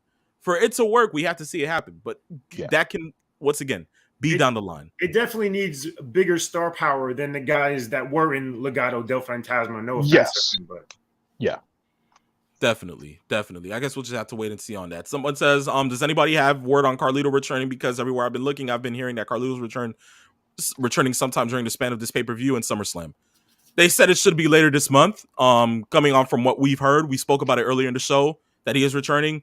We're not expecting much out of it, but honestly, we'll just have to, see what they choose to go ahead and do with him. They're saying, like you just said, yeah, he can become the new leaders of the LWO.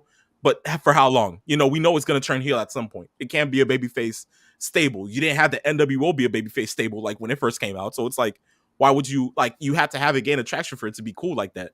I have a great question. How long before Alberto Del Rio gets another chance? Oh God! Did he? In the words of Booker T, tell me he didn't just say that. Listen, everybody gets another chance in WWE. Yes. Yeah.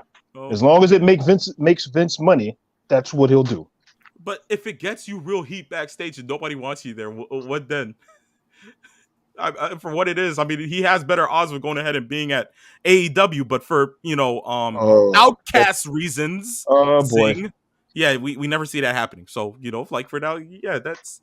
I don't know his status in the business because I know a couple months back, Conan had given him another chance in AAA and told him straight up, if you screw up one more time, you're done and you're never going to work again. So I don't know where that stands right now.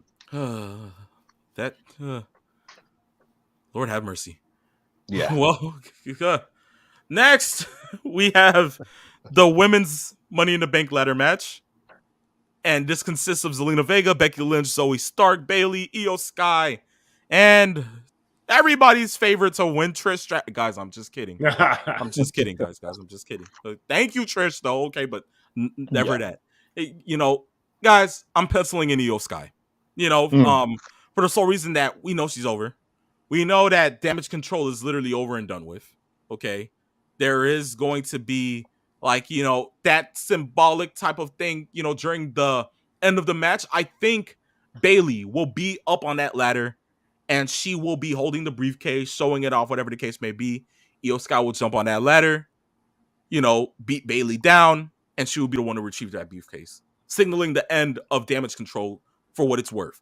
And then you start that literal build for Io Sky to go ahead and take her spot at that certain level of women's wrestling.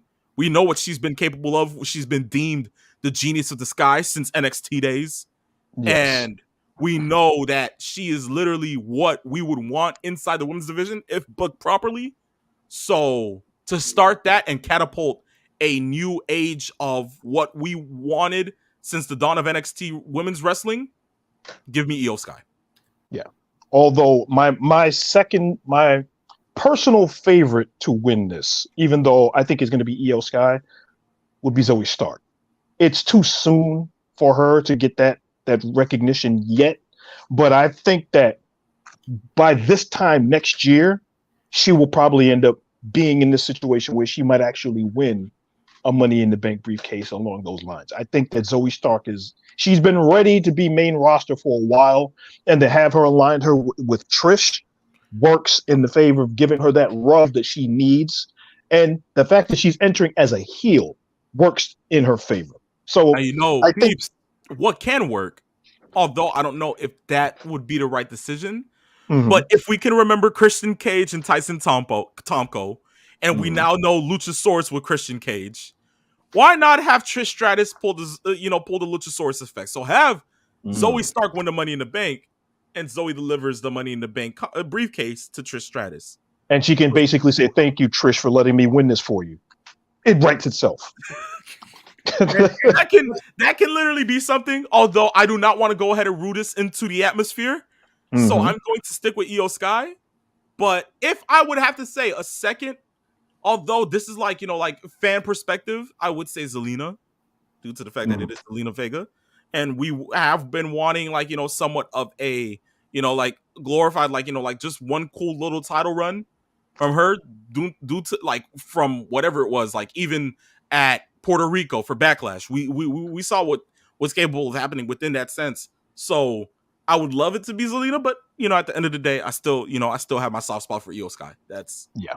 I think Zelina plays the Nakamura role in this match. She's just in it. I mean, she already had her title opportunity. That's gone. I think Becky Lynch, they talk about her eventually going against Rhea Ripley. Becky doesn't need to win this to get that match. No. So that eliminates her. No need there. So like you said, the Bayley Io conclusion makes the most sense. Although my thing is this, I know you mentioned she's over. Has she been as over? And the answer is no, but has she even come close to being over in any city outside of Puerto Rico the way she was that night? No. Right. So, I mean, Vince is hearing, okay, great. Well, what are we going to do? Send her to the IWA, WWC, make her the women's world champion in Puerto Rico? Or is she going to be a top star in the United States? And that's the thing.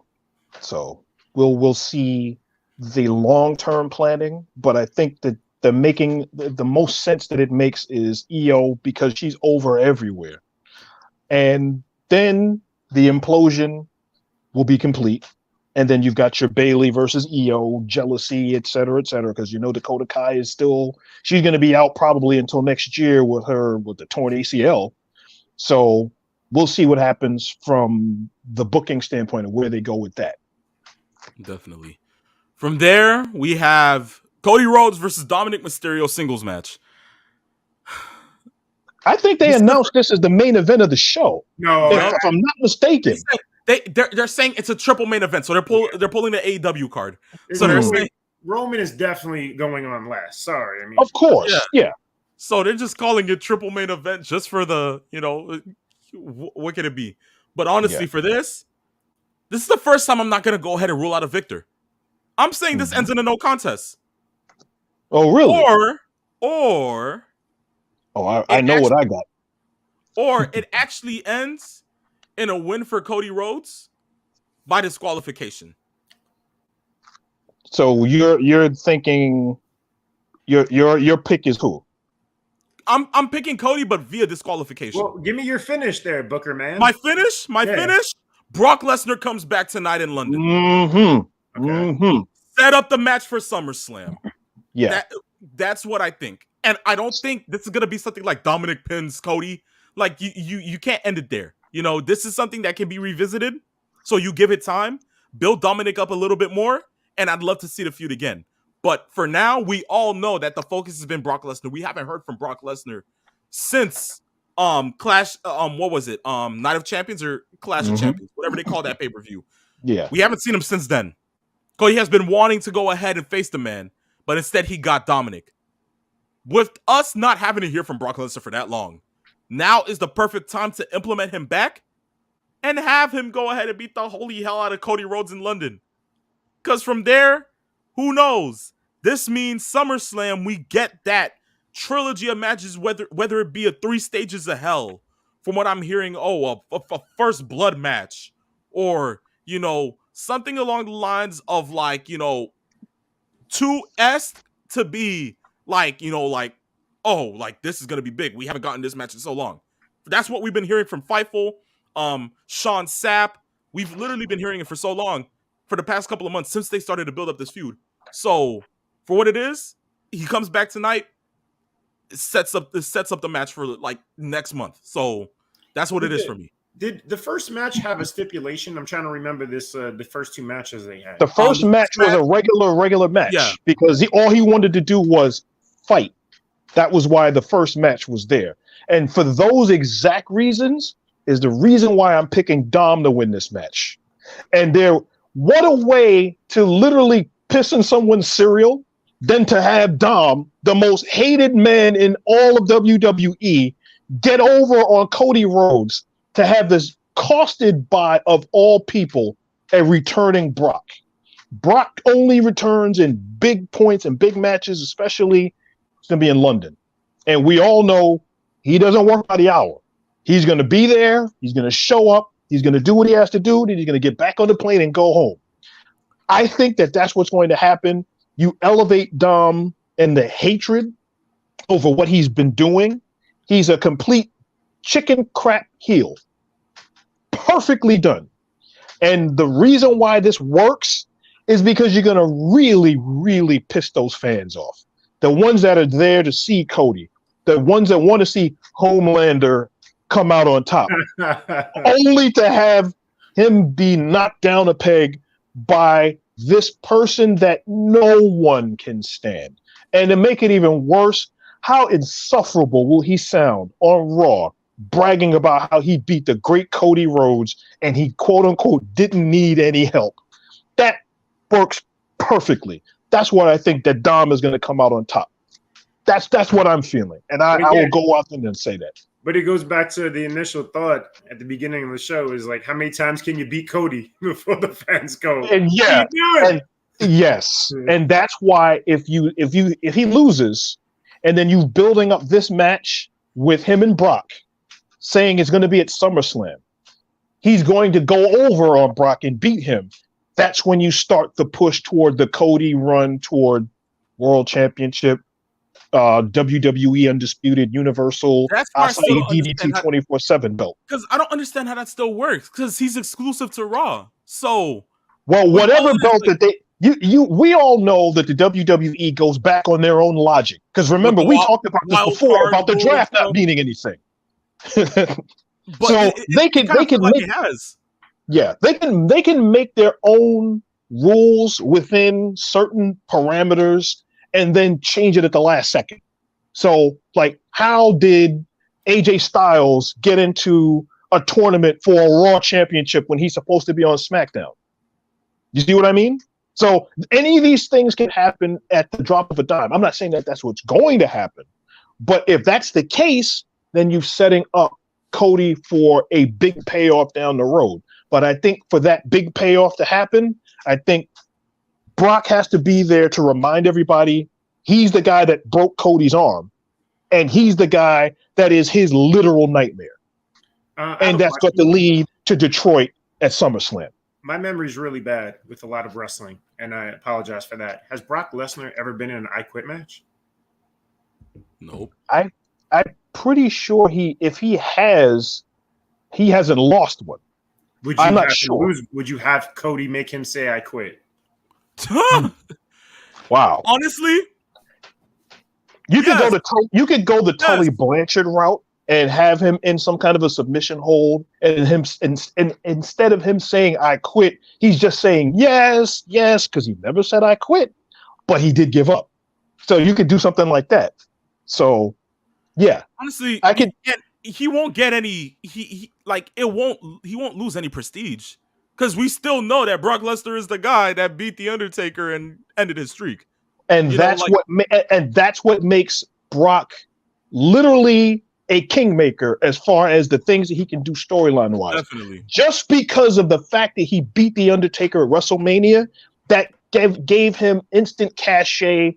How many years later it's been since? Yup. To say he's lost 18 matches, but when he comes back, he's still a dominant force. If that wasn't the case, we wouldn't be saying that.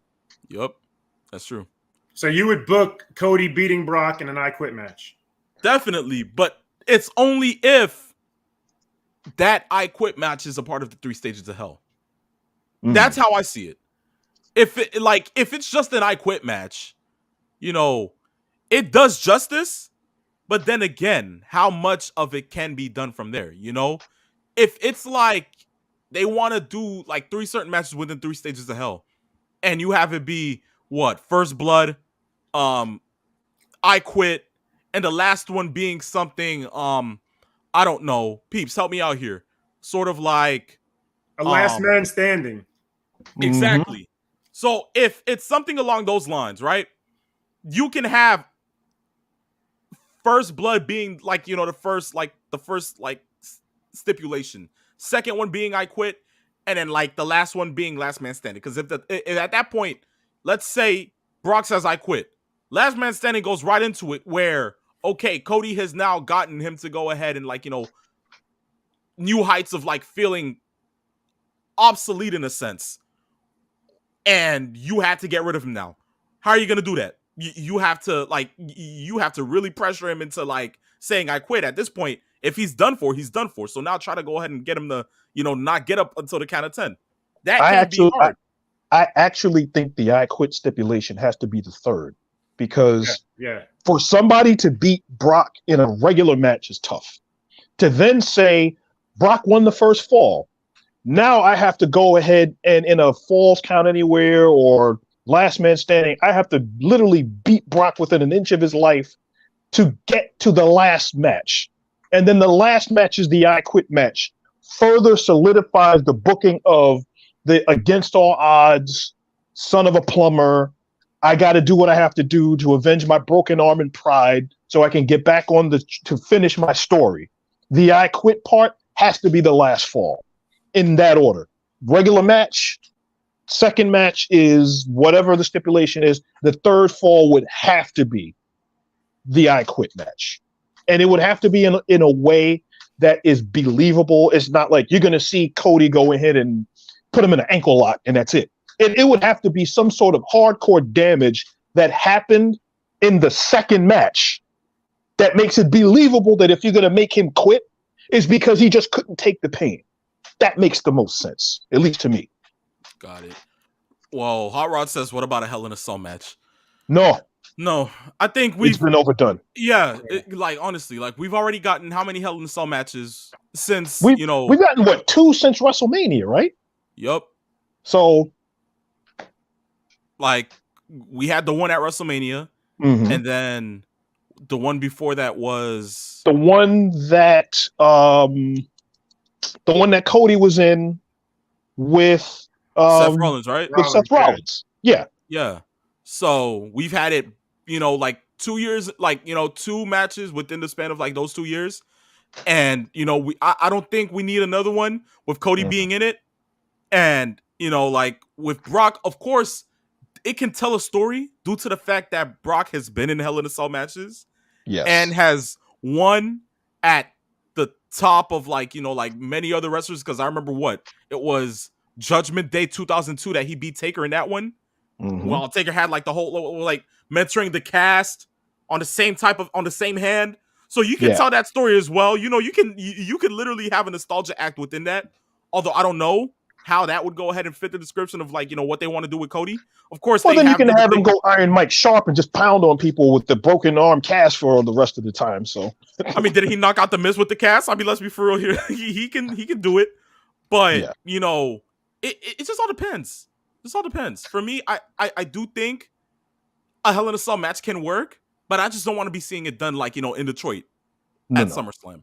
I hear you. Have it be because they're saying it's something that we haven't seen before. If it's I Quit, okay, it's I Quit. If it's First Blood, It's not like they're gonna book them in a scaffold match. I mean, no, of course not. But the yeah. fact that I say First Blood so many times is because Brock has bled a lot. We know Cody has yet to go ahead and want to bleed profusely. We've seen the man go ahead and do so much in AEW. Of course, it's not like it's going to take a chair shot because we know that they ban chair shots to the head. But anything from getting pounded by Brock Lesnar, which we know Brock Lesnar's a heavy-handed hitter. Listen, we can do just that. ask Randy Orton about that one.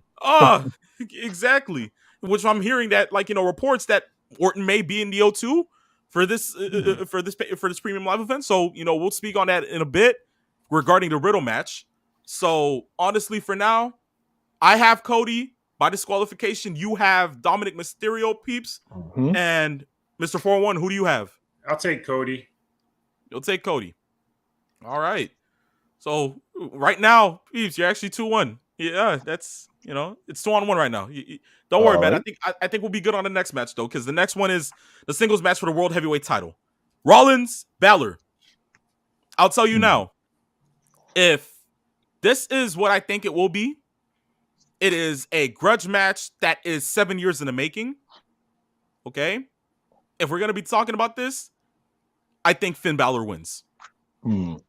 It's shocking to say, but the grudge, the amount of animosity, the amount of anger, deceit that Balor has and what they've been trying to tell a story with, because it was that wasn't it that power bomb, right? That literally buckle bomb outside in the into the ring, like whatever the case may be, like around ringside, that literally messed up his back. And he had to go ahead and vacate the Universal title within 1 day. Whatever it is, that has literally, sent him into a tailspin because he hasn't ever gotten back to the main event scene. Balor now has that chance. And it's against the guy who literally pretty much almost ended his career. Guys, there ain't no way I'm going around this. It has to be Finn. And in his hometown of the UK, come on. Ain't no better way to book it. Like, for real, honestly. What do you guys think? All right, Mr. 411. I want to hear what you got to say about this one. Well, for starters, I know the history. I get it. But you create a title, which a lot of people did believe the title was created specifically for Seth Rollins, based on the fact that they didn't want to take it off of Roman anytime soon. And Seth is extremely over with this song, more the song than anything, let's be honest. And I just don't know if you could take the title off of him this soon. That's my only thought. But I wouldn't think it would be taken off him soon because he can gain it back at SummerSlam, whatever the case may be. I just want to say that this is something that can be meant to, like, further, I would say, just like the prestige factor. It's not like it's being dropped down to like a James Ellsworth type of person. It would he would literally just lose the title to Finn, and he would probably gain it back at SummerSlam. So it just prolongs it in the sense of like, look, Balor got his chance to shine, and his run is now not forgotten about because he got to go ahead and finally defeat Seth Rollins for that title.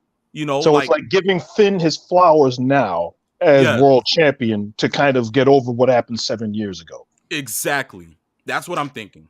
Yeah, because I thought about that beforehand when they first did the tournament. I thought that's what was going to happen, and I thought Finn was going to actually win the whole thing. Exactly. But knowing what we know now, I have to say they have done a great job in building Finn back up to what we know he could be.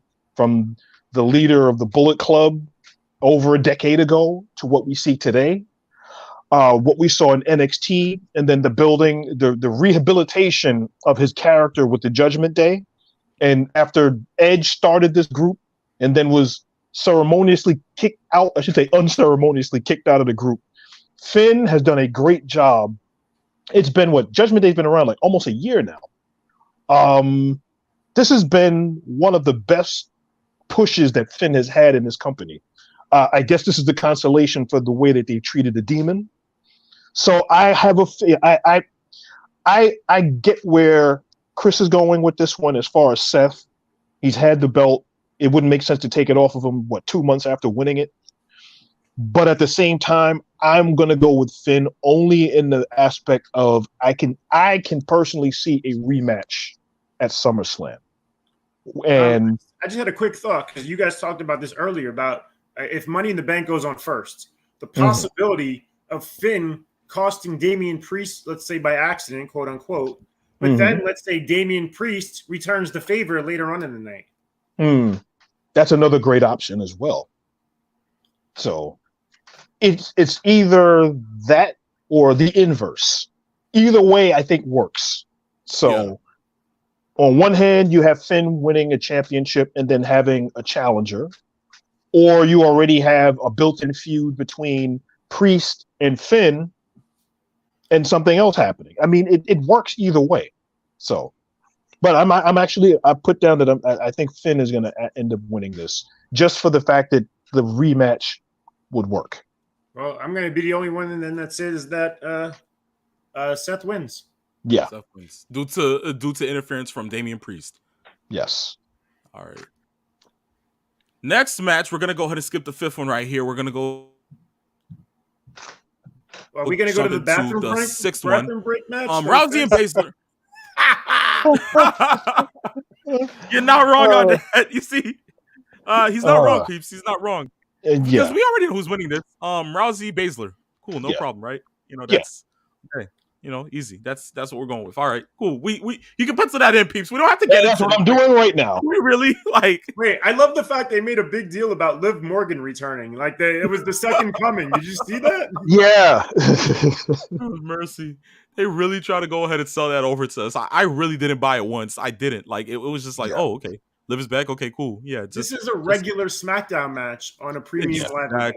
Exactly. And especially since they keep teasing, these two participants tease on social media. Wouldn't it be great to one day it'll be Shayna and I feuding against each other, blah, blah, blah, blah, blah. I was like, okay, so then what was the point of basically cannibalizing the NXT Women's Tag Team Championship with those belts, only to at some point know that down the road they may feud against each other?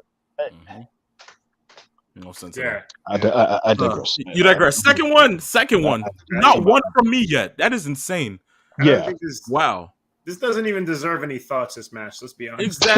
Exactly. Honestly. Yeah. I just put R and I just put R and S for Ronda and Shane. It's R and S. R and S. No worries. That works. Yeah. Next match. Gunther Stark versus Matt Riddle. IC title match. For what it is, I see a Viper implemented into this match, but okay. I repeat, I do not see Gunther losing the title. Volter. I know but they changed it. I kid you not, peeps. I refuse to call him that. I'm sorry. We all know it's Gunther, but did you hear the idiot Riddle on Monday Night Raw saying Gunther? Yeah. Yup. Oh, good grief. Oh gosh. So I think we all have Gunther going ahead and winning this. Yes, I have Volter winning it, but Volter. Yes.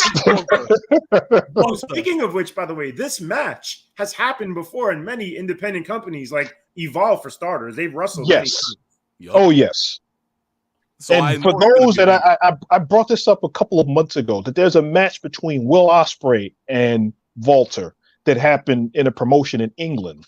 Right. They went 35 minutes.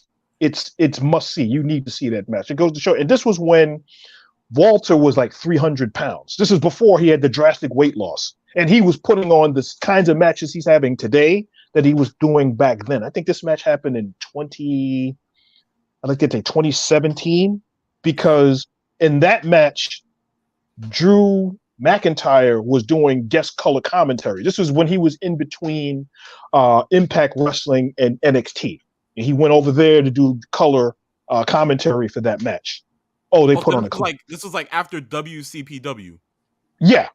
Gotcha. So this is probably like 2017, 2018, somewhere in that neighborhood. Got it. Yeah, listen, so Gunther, we got this. Peep says Volta, so it's no worries. We still have the same person. But do you guys feel that Randy Orton's returning tonight? Because that's been the talk of the town. I don't know. I'm of the mindset that it would make sense as it's a big show. If they are gonna bring him back to at least show his face, then this would be the show to do it. I don't think he's gonna have any impact in the decision of the match, though, if he does show up. Got you. All right. When Riddle first was in WWE, specifically NXT, he showed a lot of promise. Now, granted, he's been booked horribly, but when you learn about the man Riddle behind, the curtain, the life of Matt Riddle, this guy really is a garbage human being. Let's be honest. Yeah, we've heard a lot of those stories of a lot of the stuff that's happened, and they even kind of reiterated that in his feud with Seth Rollins last year. Yeah. So, yeah, he's not somebody you want to, and he's a babyface, but he's hard to root for if you know about his life. Yeah, and I guess that's what they're going with. I guess Vince likes abrasive personalities to push them just because of that. Yeah, I think that's what fits it. Yep. Well, from this match, we move to the last one, and we all know that, as Mr. 401 said earlier, this is our main event. This is the main event. This is the last match of the night. Yes. The Bloodline Civil War, Roman Reigns and Solo Sikoa versus the Usos. I think, you know what? I think now's the time that I'm actually going to go ahead and go against what I said last week. Oh, okay. Yeah, I think that's the time, because now, like, with the implementation of actually bringing in Solo and probably seeing Solo go ahead and, get rid of Roman, it makes sense. And I won't forget, I watched something that the Hot Rod went ahead and sent to me just the other day, and I looked at it. It was a regular Facebook post, and I'm gonna go ahead and read this to you guys, because you guys can tell me what you guys think about it. And it's like, this person named Wrestling24 said, "I don't care what the WWE has planned for the Money in the Bank finish between the Usos and the Bloodline. This should be the outcome of SummerSlam. Main event, Jey Uso as the undisputed champion. Roman Reigns, no pun intended, has been incredible. The top 5 longest run in WWE history. He returned 3 years ago at SummerSlam after a match between Braun and Bray and destroyed them both. Roman was back as a heel and was off to the races. He's been top of the company ever since and has one of the greatest storylines in WWE history with the Bloodline angle. Roman's first feud to start the storyline was with Jey. It should end with Jey. I'd have Solo turn on Roman at Money in the Bank. The Usos hit a double splash and Jey pins Roman 1, 2, 3. This sets up Jey as the clear number 1 contender, and he has both his brothers in his corner at SummerSlam. Roman, for once, is back to being all alone, turned on by everyone he cared about. Roman is hurt because of this, and his head isn't right. Because of this, he doesn't seem invincible anymore. I don't know if I'd have Jey beat Roman clean. Roman should still come out of SummerSlam looking like one of the best wrestlers in the world, but instead, I would use the same thing Roman has done to keep his belts, to cost him his belts. I'd have a ref bump happen. Roman yells for Paul to grab the chair. Paul grabs the chair but gets stopped by Solo. Paul is scared to death and can't move. Roman is screaming, wise man, give me the chair. Roman turns around to Jimmy Uso in the ring. Super kick from the Usos. Solo rips the chair out of Paul's hand. Heyman runs away. Roman looks up from the ground as he sees he is running. Roman is in the moment, finally looked broken. Now even the wise man isn't in his corner as he's running up the ramp. Solo now gets in the ring himself. He picks Roman up and Roman starts pleading with him. Solo, I got you here. I got you called up to the main roster. Please don't do this. Solo thinks about his words, then hits the Samoan spike on Roman. Jimmy screams for Solo to go wake up the ref and tells Jey, finish this, Uso. Jimmy and Solo leave the ring. Jey climbs to the top rope and hits an Uso splash. Ref slowly makes the count. 1, 2, 3. Jey Uso has beat Roman Reigns. Main event, Jey Uso is finally a babyface solo star. The bloodline story is over. In quotations, for now. We go full circle with Roman helping make the rest of his family all full-fledged superstars. SummerSlam ends with Jimmy, Solo, and Jey celebrating together as a family, as a bloodline. And I quote. So with that, though, do you then have Roman eventually take it back? Because if the plan long-term, and we still don't know where this stands, right, with Cody. It always goes back to Cody, right? 6 degrees of Cody Rhodes. Yes. Exactly. You have, if Cody then beats someone that doesn't matter, well, then is the story still complete if he never beats Roman? That's a good question. Unless the thought process was Cody being there trying to win a championship, whether it's the one that Seth has, the story to finish his story along those lines with Roman. Finishing the story, he didn't say how it should end and who should be writing that ending.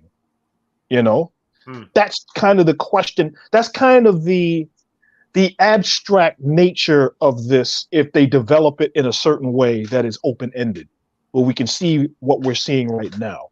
And those are the kinds of things that have drawn everybody to this bloodline story for the last 3.5 years, because it's hard to believe it's been going on that long. And the closest storyline that we've had to something going along this route is Austin McMahon. That was for a very long time, and still to this day, most people think is the single greatest storyline in the history of wrestling. There's got to be an end somewhere. And the question is, will they pull the trigger? Are they afraid to pull the trigger?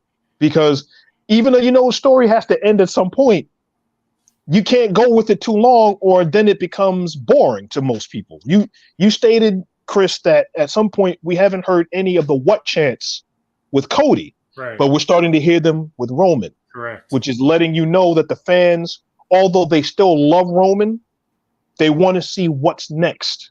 And this part of the story that's kind of hanging, it's like, where are we going with this? How far is this going to go? Are we going to see the same thing, et cetera, et cetera? So I think that's the next part. Soon, and the payoff soon would be exactly what you just read from that individual. And I love that concept, that storyline fits perfectly. I've really enjoyed it. It does. But do we see this at Money in the Bank tonight? Do we see like the first part of that? Not everything involved in that, but I do think that at some point Roman is going to get some kind of comeuppance, other than what we've seen as far as him getting super kicked by the Usos. The fact that Solo is his own person, which is what I've been saying. I think Solo is his own guy. So I don't think it's going to necessarily mean because his brothers need to do this or whatever. I think Solo's doing what Solo's going to do. Will it cost the Usos the match? Will it cost Roman the match? I think that a lot of people, the one thing that of all of these different scenarios that I've heard about how this storyline is going to end, the one constant that no one talks about is Heyman. Because we know Heyman as his character as a devious opportunist that goes out of his way to make sure he's on top no matter what. And he'll screw over the person that he's managing. He'll screw over the person's opponent. He'll screw over everybody else that he can to get himself over. And we have his own mother. Exactly. And literally no one talks about what Heyman is going to do. And I think that the wild card in this whole entire deal, it's got to be Heyman. Because Heyman is pulling the strings somewhere. We just haven't figured out where in the storyline. And I think that's the fun part. Because I every time I see this, I'm always looking at Heyman. He's always on the phone, get the tribal chief. Or go ahead and do such and such.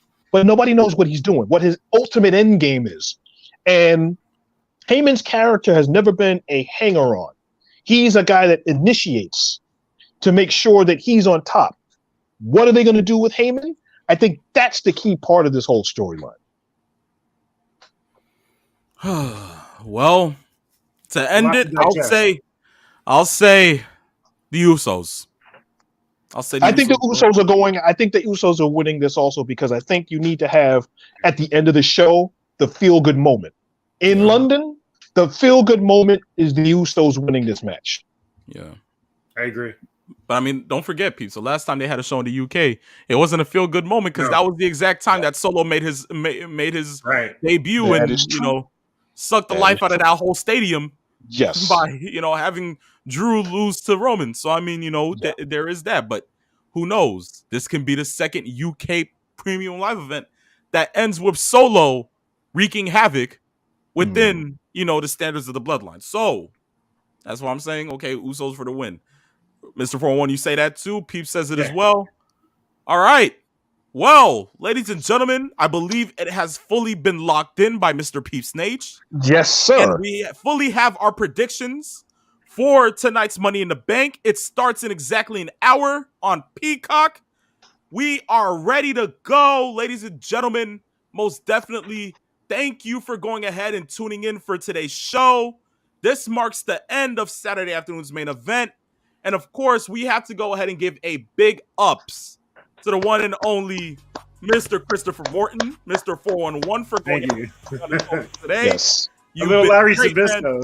Yes. Oh, for having the cunning and the instinct, if you will, to the public, my friend. Yes, my brother from another mother. Thank you.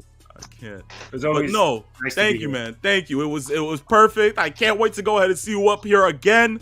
Ladies and gentlemen, as I said already, if you want to go ahead and listen to Mr. Christopher Morton, you can go ahead and listen to his podcast, of course, Morton's Law. And you can go ahead and follow him. You want me to go ahead and shout out your IG? Because I have it right in front of me, man. Go ahead. All right, guys, go ahead and follow him right on Instagram as well. It is Morton's Law Podcast. Right easily, guys. MortonSlawpodcast. Now, Once again, I'll say one thing. My show has been on an extended hiatus due to a variety of reasons, so it is going to come back. But there are over 50 episodes of my podcast to listen to catch up on the past if you want. Also, hear some of my stand-up comedy, and I have a couple bits on my YouTube channel also that you might find entertaining. Yes, most definitely. But thank you so much. His show is very entertaining. I've actually appeared on his podcast a couple times in the past. It's always a fun time. And for those that are going to listen to it, you're going to enjoy it. He's got a warped sense of humor, but it wouldn't have it any other way. It's definitely not PG, that's for sure. Yeah, yes, definitely not PG. Yes, put the kids away when you listen to the podcast and make sure you got on headphones. But I'll tell you guys one thing, because you guys are into dark humor when it comes to me and Mr. Peep Snage. You will most definitely enjoy Morton's Law because there's a lot of invested dark humor that you will most definitely look forward to. Trust me on that. I've listened many times before, and I listened to the same episodes many times over just to hear those one bits. Oh, I appreciate that. Thank you. That means a lot to me. Thank you. Yes. No, most definitely, man. Most definitely. But with that being said, we'll let you guys go. We'll see you for episode 3 next week. Enjoy Money in the Bank. Enjoy the amount of wrestling that we will be getting this week. From here on this episode of Saturday afternoon's main event, I, the Phenomenal One. And I, the Peep Snage. And of course, Mr. 411. Yes. Where we came, we saw. And in the words of Paul Heyman, give Mr. 411 the honors. You can say the last bit, man. Wait. That's it. Yes. Man. Yes. That's an homage to the original show. Back. Yes. Callbacks to the Triple C. Yeah. There we go. That's it. Oh, man. That was great. That was amazing. But guys, with that being said, thank you. Signing off today is Mr. 401, the Phenomenal One, and Mr. Peep Snage. Peace, love,